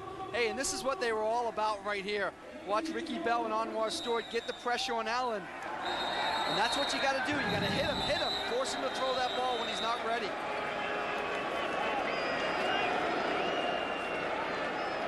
Argos can only stand and watch and hope that their defense can now rise to the occasion.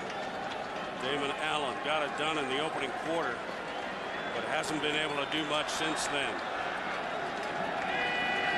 We talked about momentum shifting towards the Owls.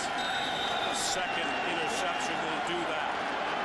First and 10, Montreal from their own 36. Good faith.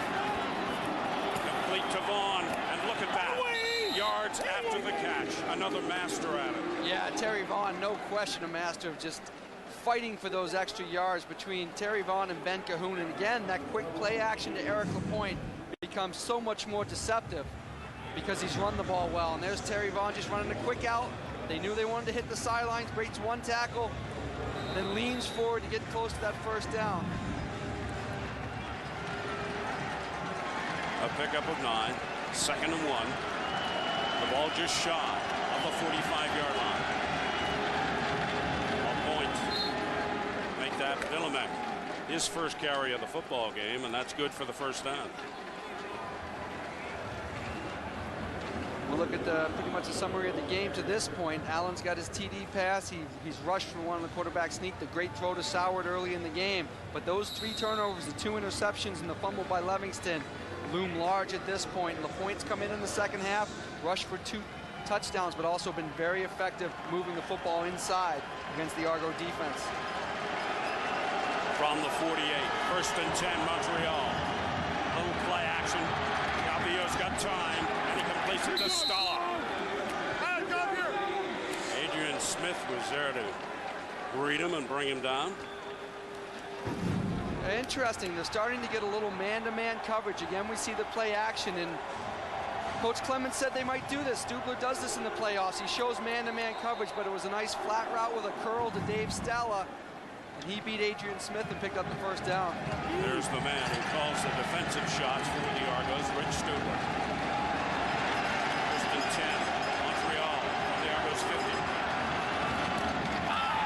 Almost picked off by Jordan Younger. He was in position. All he had to do was hang on, and there was nobody in front of him. Yeah, went to the well one too often times. We say that's a tough throw, and if they see it coming, Anthony can't see the defensive back's eyes because he has to do the play fake. Younger jumps all over that one.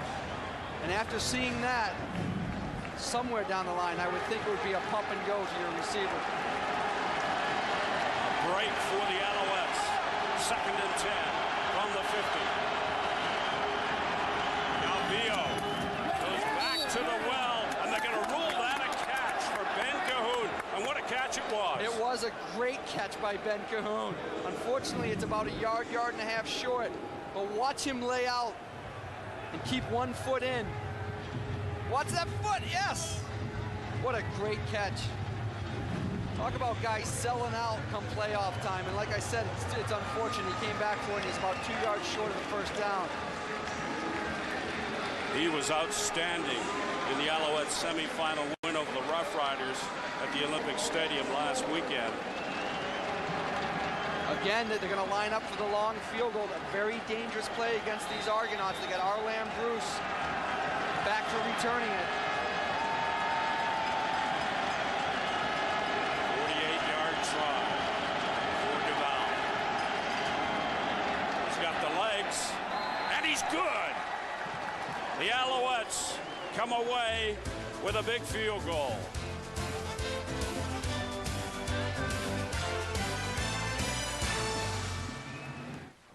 And it is now a 6-point lead. Yeah, we slow it down and see what a great catch it is. And the reason I really want to emphasize this, he has possession there. His foot is in. All you need is 1 foot. But without those 8 yards, you may not try a 56, 57-yard field goal instead of the 48-yard field goal they attempted. So I think Ben Cahoon's catch allows him to try the field goal and pick up those key 3 points. And the turnovers have cost the Argos 6 points, and that's the difference right now. Bruce still on his feet. Still going. And brought down at about the 46-yard line by Ricky Bell. It's a 40-yard return, and that gives Damon Allen and the Argo offense good field position. Yeah, it's just so dangerous. You know, you have Livingston who can break it at any moment, but then you put Arlan Bruce the third back there, and he is so gifted athletically. He's looking for a touchdown. Every time he touches the ball, he thinks he can go the whole way. Gives him great field position, as you mentioned, their own 46 to start the drive. Argos trail by 6, 23-17, 9:46 to play, 4th quarter. Allen turns and delivers and finds Johnson. Johnson's still going. Johnson down inside the 50-yard line. That was Damon Allen selling that one. Yeah, it was a great play call, though. Watch this. Watch the right side. Johnson's going to pretend to block him and just get right by him. No one's covering him. He's in the open field. Good job by Jeff Johnson, making it look like he's going to block and then spinning out of it and getting open for the reception. An 18-yard pickup for Johnson. First and 10, Toronto from the Montreal 47. Allen from the shotgun. And Allen is dropped. The ball is loose. Are they going to rule it a fumble? The back judge is ruling it a fumble. He's the closest to the play. Allen under tremendous pressure. Pinball doesn't think it was a fumble. Well, they're going to call holding against the Argos. But whose ball is it? That's really what we want to know. Well, the way the Alouette bench is reacting, they think it's theirs. And it is. And it is theirs. Another turnover for the Montreal Alouettes. First down. Well, we'll have to take a look to see if his arm is moving forward. Get a nice look here, and it's from the back, and it's from Strickland again. The pressure. You know, it's a tough call. To me, he hits him as the arm is coming back, not quite going forward. But then you would say, all right, well, why does the ball move forward? Well, it moves forward because Strickland is coming from behind. I think it's a good call. I think it's a fumble. Argo fans will disagree. It's first and 10, Montreal. Calvillo for Cahoon. And Cahoon down inside the 50-yard line of Toronto.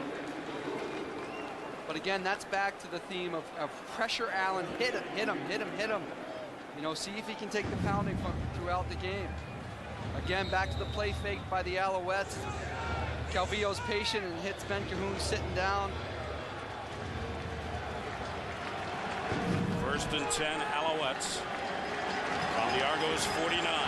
They lead 23-17. 7:54 to play. Love point.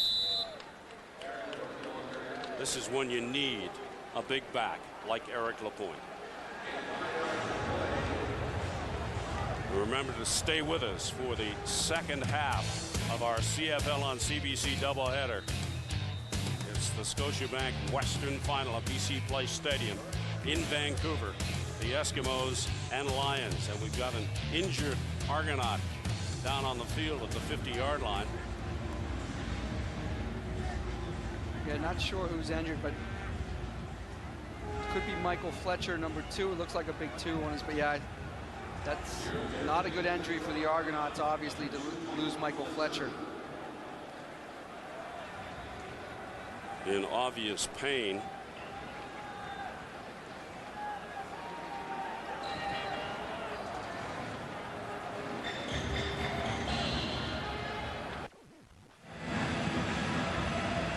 Welcome back to the Rogers Center and the Scotiabank East Championship. Here's the injury. Well, you see Fletcher on the left side of your frame there. When he gets his hip bent there. Not sure, except that he stretched that whole right side of his body when he's getting bent the opposite way of his momentum taking him. The body just wasn't designed to bend that way. No, not the contact these guys and how physical this football game is today. I tell you, bodies are going all which ways they weren't designed to. This is, as I said before, this is for it. You're going to the Grey Cup, you win this football game. The guys are just going to lay it on the field for the last 7:35. Now it looks as if Bo Lewis has come into the game. There's Lewis. 2nd and 6 for the Owls. From the Toronto 45. Calvillo out of the shotgun. The pump fake buys him some time. There's a flag down. Complete to Watkins.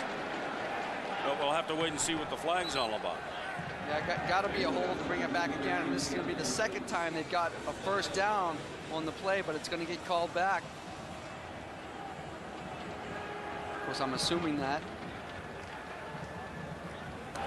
Holding. Montreal number 68. 10-yard penalty. Repeat second down. Correct assumption. Correct assumption. And again, a killer. You're picking up that first down, getting into field goal range. Nice job by Anthony Calvillo being patient. Let's look at Brian Chu, see what he does. He's got the left arm up around. Yeah, lets it go too. 2nd and 16, Montreal. Calvillo going deep. Oh! It's ruled out of bounds. Dave Stala did exceptionally well to get himself into position to make the catch, but couldn't stay in bounds. He did. He makes a heck of a play on the football, but it's so hard when you're jostling with the defensive back to know where your feet are to remain in bounds. And again, on second and 15, they go for everything up the sideline. Let's look at his feet. There's his right foot's clearly out of bounds. Good job by Adrian Smith. The sideline is your friend when you're a defensive back and the receiver's trying to go up the sideline deep, push him out of bounds. And a good job by the Argo defense. Duval with a high punt. Livingston. And flags down, no yards. Livingston dropped as he crosses the 16, 17-yard line. When we come back, the Argos will have the ball. They trail by 6. 6 turnovers for the story. Oh, they've been huge. Here's Livingston's fumble on the return. The interceptions by Allen. This one to Reggie Durden, which is returned a long way. And this one to Malvo. And it's all about pressure. And here's the fumble. It's all about when they've gotten pressure on Damon Allen, they've created turnovers. 1st and 10, Toronto from their own 31. Allen out of the shotgun.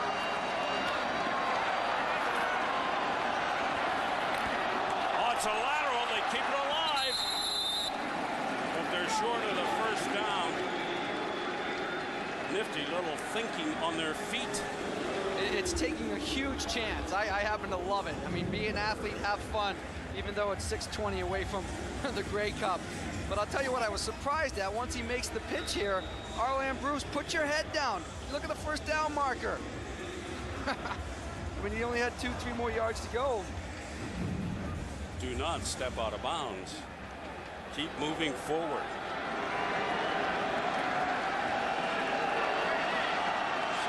From the 37. Allen. I don't know what he was thinking there. He had a man open over the middle. He obviously didn't see him. Well, he's a great quarterback. He had a great year this year, but the Alouettes have hit him a bunch today. And I'll tell you, he is not as accurate as he was in that first half, and I think it's because of the hits he's taken today.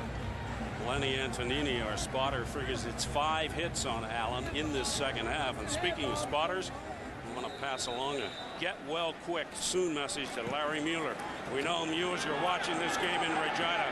Look for you next season, big guy. Get well. That punt goes out of play. So Montreal will go to work.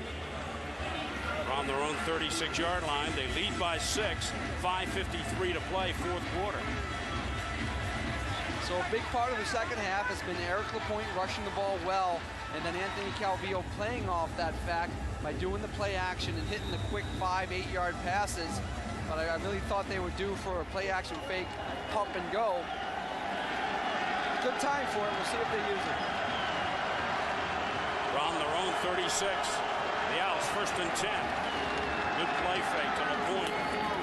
And that enables Calvillo to find Thyron Anderson. They've stuck with their game plan. They started out with the short passing to the sidelines, and now that Lapointe's run well, they've given him the ball a few times, but here we are. We're back to that 6 to 8 yard pass right on the sideline that the Argo defense is kind of susceptible to.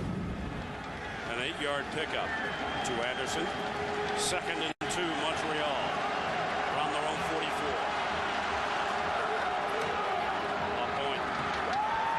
Lapointe is going.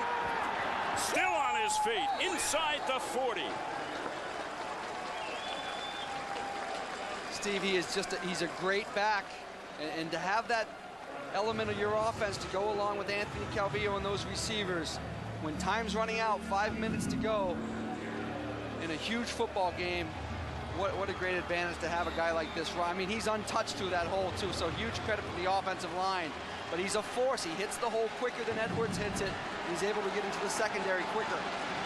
27-yard pickup by Lapointe. 1st and 10, Montreal from the 39. Again, they go back to Lapointe. And he has been rock solid. That's the man that LaPointe replaced. Robert Edwards there, who got hurt in the first half, but he's like a pile driver. Watch him coming through. He takes a hard hit here, but he still spins and leans forward. That extra yard or two, when you fall forward, that's a big yard or two when you're down to the last 410. And great ability to protect the ball, which is so important at this stage in the game. And looks as if one of the Owls has just gone over Lambert. Looks like this could be cramp. It is a little warm in the Rogers Center this afternoon. We mentioned earlier the roof is sealed, so there's no possible way they could have opened it up. It's a beautiful afternoon in Toronto. And remember, we're going to another dome in just a few minutes. Dave Dickinson will start at quarterback for the BC Lions against that man, Ricky Ray, of the Edmonton Eskimos. Tremendous controversy regarding both quarterbacks, Ricky Ray and Dave Dickinson, especially after what Jason Moss did for the Eskimos last weekend. Yeah, great point. Well, we got a great football game here with the Argonauts and the Alouettes, and I think that second game is going to be just as great. It's just, we're fortunate to have great matchups in this East and West final.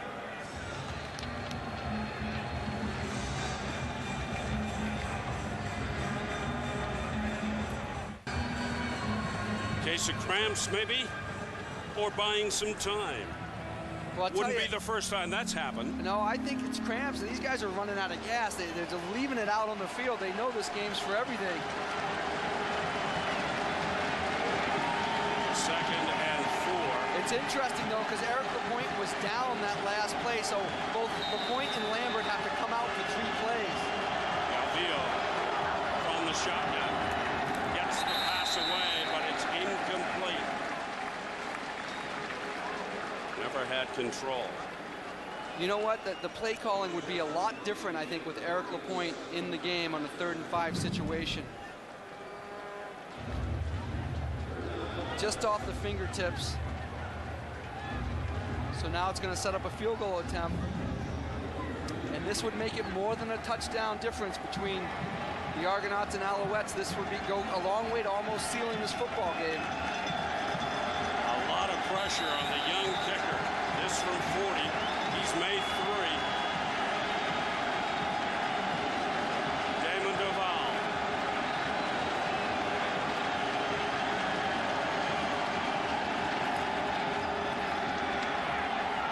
And it is good. Another field goal for Montreal. 26-17, the lead.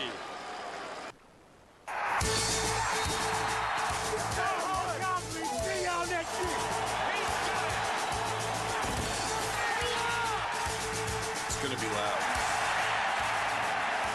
Nick Lewis, call me. I got some tickets for you. Lions and Eskimos just ahead, but we're not finished here at the Rogers Center in Toronto in this battle between the Alouettes and the Argonauts. 26-17 the score. Favor Montreal with 3:40 to play. I think that's plenty of time for the Argos to make up this difference of 9 points. Get down, get a touchdown. They got to do it fairly quickly. Touchdown or a field goal, then get the ball back, and then you're in a position to win the football game or tie it.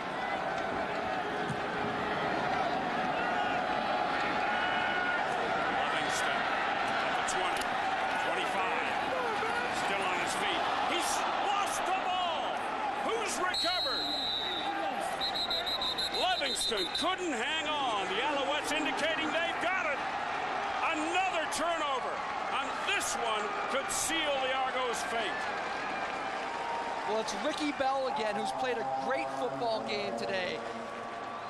He was in on a bunch of hits on Damon Allen, and I'll tell you what, turnovers were a huge factor last week in the Calgary-Edmonton game, and today it's just, you gotta hold on to the football. You can't have turnovers in playoff football. It's gonna cost you a game.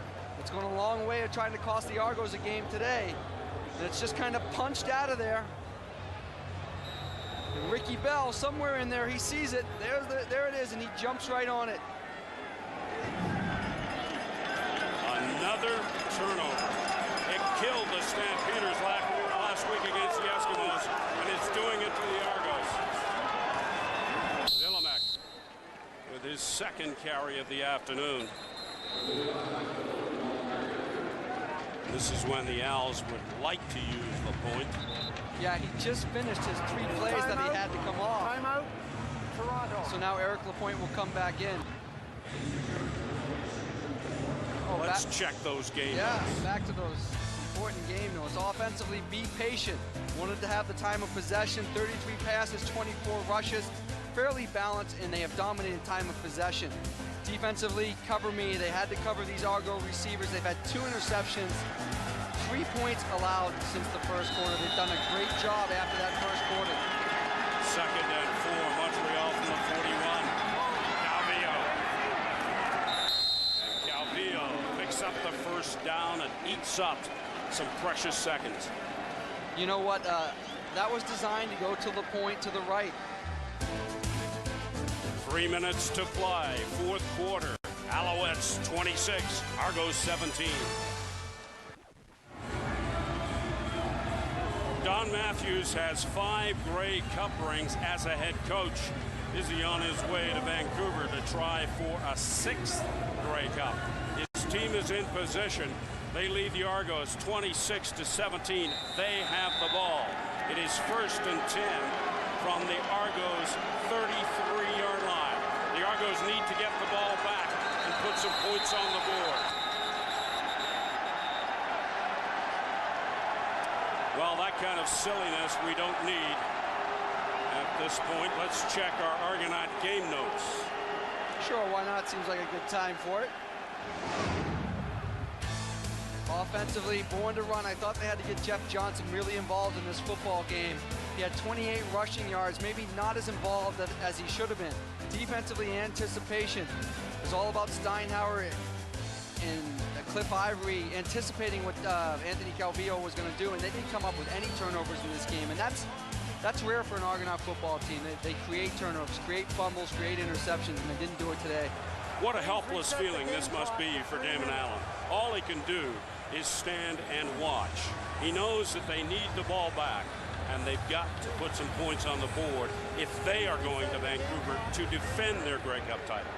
Yeah, he knows they got to get it back quickly, and the way that the Alouettes are running the football with LaPointe and Calvillo being very cautious with his passing game, you know, it could be down to a minute and a half or a minute before the Argos could even get the football back. In the second half, the Argos have punted the ball twice, 3 turnovers, and managed only 1 field goal. Well, and I go back to that big picture. Reset the game clock to 3 minutes. They're going to put 10 more seconds on the game clock. But I go back to the big picture, and you see time of possession in the second half, 19-8. Montreal just dominated. But the times like October 22nd, these 2 teams played at the Big O, and the Argos just dominated that football game. And the tendency is, when you beat a team so badly, is that you don't make a lot of changes, but the losing team does make the changes. And again, we saw it last week, Calgary and Edmonton, and we're seeing it again today with Montreal and Toronto. And full marks to AC, Anthony Calvillo. He had a game plan, and he stuck to it. LaPointe, who has a couple of touchdowns in this game for the Alouettes, came on in relief of Robert Edwards. Yeah, he's a little tired. He hasn't seen this much action. He had a nice hole and a nice cutback there. Just stumbled, but boy, what a tremendous job Eric LaPointe has done in the second half of this football game. 2nd and 6. 10 rushes for 74 yards. And they spot the ball at the 29-yard line. LaPointe. And he has the first down. Let's take a look at his day. What a day it's been. Yeah, I mean, coming into this game, I bet he didn't think it was going to be like this. But his first 2 touches were short yardage. They were touchdown runs. This gives him confidence, right? I carried the ball. I got a couple of touchdowns. Now I'm going to make the big plays. Hitting the holes with speed and power, getting into that secondary and running people over. The ability to run the football effectively for the Alouettes has brought them back into this football game and put them in position to go to the Grey Cup. First and 10, Montreal from the Toronto 23. And it's Lapointe again, down to the 10-yard line.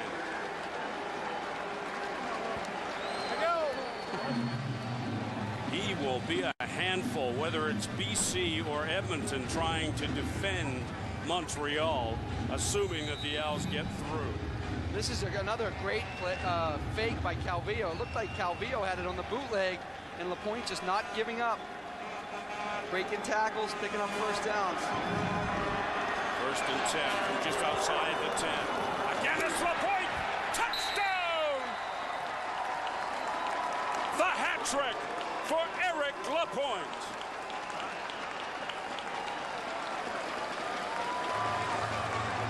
What an afternoon for that young man at Rogers Center in the Eastern Championship game. And it's right back to the same play they've been running all day. Right up the middle behind Brian Chu and Paul Lambert. And Lapointe just hits the hole so quickly. And if he's one-on-one with someone in the secondary, look at those arms. I think you're going to back down. I don't want to tackle that guy. Edwards comes up and greets him, and you got to have respect for a guy that doesn't know he's going to play, steps into the starter's role, and plays as well as Eric Lapointe did in this second half. Duval with the point after. And it is Montreal with now a commanding lead on the Argos and look to be headed west. Mike Clemens just a few moments ago here at the Rogers Center. This man never stops believing. We get the onside kick. We got to get 2 twice. 16 points. It's 2 touchdowns, all right? Believe. Believe. Never give up. Hey, a minute 50. I've seen stranger things happen in the CFL. It's a tough task, but hey, you're not going to give up. You're going to keep trying, right? And that epitomizes Michael Clemens. Marlon Bruce. Can he spring one? Gets across the 40-yard line. Good field position for Damon Allen and the offense to work with. Damon Allen hasn't completed more than 2 straight passes in this half. Well, he's going to have to do it now. He's going to have to do it in big chunks. Now the underneath stuff is out. You got to get the big yards, get 20, 30-yard plays. You got to score quickly. And as Coach Clemens says, you're going to need the onside kick after that. 1:41 to play, 4th quarter. Alouettes up 33-17.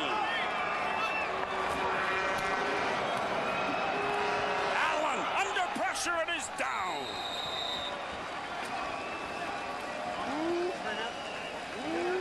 It's the same theme. The Alouettes, they look like the Alouette defense of old in the second half. It's pressure. They're bringing the pressure after Damon Allen, and it has gotten to him with sacks, with interceptions, and with fumbles. I think it's Strickland off the edge, or coming up in the middle. Anwar Stewart from the outside, and Strickland making the tackle. He's just looped back into the middle on that one. The Argos digging themselves a hole. 2nd and 19. Allen with time. Man open over the middle. And he should have the first down, but was it a fumble? Yeah, it was. Another turnover. Unbelievable. You know, I have trouble keeping count. I think that's the 6th turnover. Catch by Tony Miles. They have to know by now to wrap up and not turn the football over. The Argonauts have just turned this football game over. 6 turnovers, the exact same as the Stampeders did against Edmonton last week. An amazing turn of events.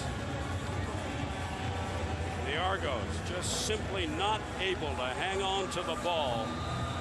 And the Alouettes go back to their aggressive style, and it pays off big time.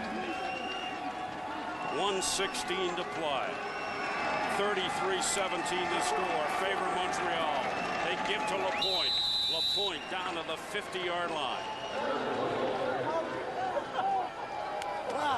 As well as the offense has done with Eric LaPointe and Calvillo being safe, as you see, he's 103 rushing yards. What a great half.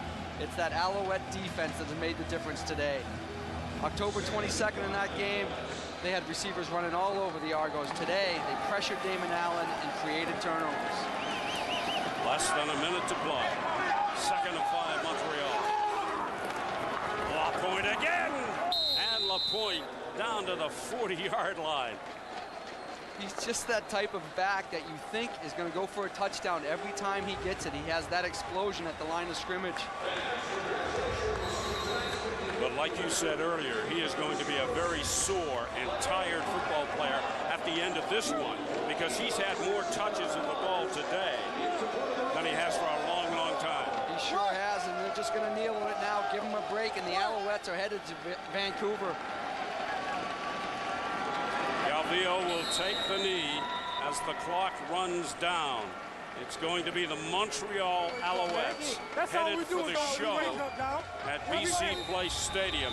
We know one of the participants in the Grey Cup final. Still to be decided, Edmonton or BC, the opposition for the Alouettes. The Owls were down at one point, 14-0. It looked like a walk in the park for the Argos. But full marks to Don Matthews and the Alouettes in coming back, both offensively and defensively. You're right on. They hung in there when it could have been a blowout. We're going to BC, so get your backs back, Tony. You sure are. They hung in there. They hung in there. The turnovers certainly helped out tremendously. But what a great football game by the Alouettes. So Pinball Clemens does not get to take his defending Grey Cup champions back for another shot at the Grey Cup. Instead, it's Anthony Calvillo and Don Matthews who are headed for the show. Matthews in search of a 6th Grey Cup ring as a head coach. Now let's go down to Bruce Rennie. Bruce? Steve, with Eric LaPointe, shades of the days of dominance at Mount Allison University. When this day began, did you expect anything like what happened in the second half? You never know what to expect, but you have to get ready for everything, I guess. I just wanted to bring the best I could on special teams. That's what I was hoping to do, and I think we all played great today. And it's easy to follow such a big line. It's fun. Every time you came off the field, you went over and tapped the offensive line, and obviously they created great holes for you in that second half. But they're the one that's doing the job. They're the one that we did. They're the guys that won the game today. Without the O-line, we're nothing in the backfield. Thanks to those guys. Eric, phenomenal performance in the second half. Congratulations and good luck in the Grey Cup next week. Thank you very much. All right, Eric LaPointe. The Alouettes win here at Rogers Center. Your final score is 33-17. We'll come back to wrap it up in just a moment. Alouettes are headed to the Grey Cup. They came into Toronto, knocked off the Argos, and they did it with the warrior of the game. Brought to you by Rona, the how-to people. You voted absolutely correctly on this one, and you voted Eric LaPointe. 3 touchdowns, 113 yards rushing. It looked like the Owls might be in trouble when they lost Robert Edwards, but thanks to the warrior of the game, Eric LaPointe, they're going to the Grey Cup.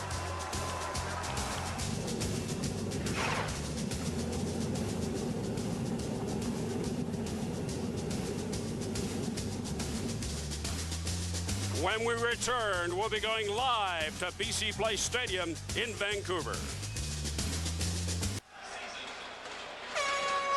In Toronto, the Montreal Alouettes have defeated the Argonauts. We're live at BC Place Stadium here in Vancouver. I said at halftime, fellas, the Alouettes were just hanging around. And listen, we hyped Damon Allen in that Toronto offense. They were a total bust after the first quarter. Definitely. The second half, all the turnovers that happened, that kills you as an offense. And when Montreal is doing what they did, first down production, the game started to go their way. Well, in Montreal, they are a much better team because they've had to go through this defensive evolution. Now they can play conventional defense, and they now brought this pressure package. Great timing right in the fourth quarter. Surprised Damon Allen, created those turnovers. Fantastic. Craig is playing your best football at the right time of the year. It's November. That's exactly what Montreal's doing. The legend of the Don continues to grow. Amazing. Or hate him, there's no neutral ground with Don Matthews. He knows how to coach a football team. We also talked about a Canadian running back named Jeff Johnson. He was not the story. Congratulations to Eric Lapointe. We'll see you at halftime. We're set for the BC Lions and the Edmonton Eskimos.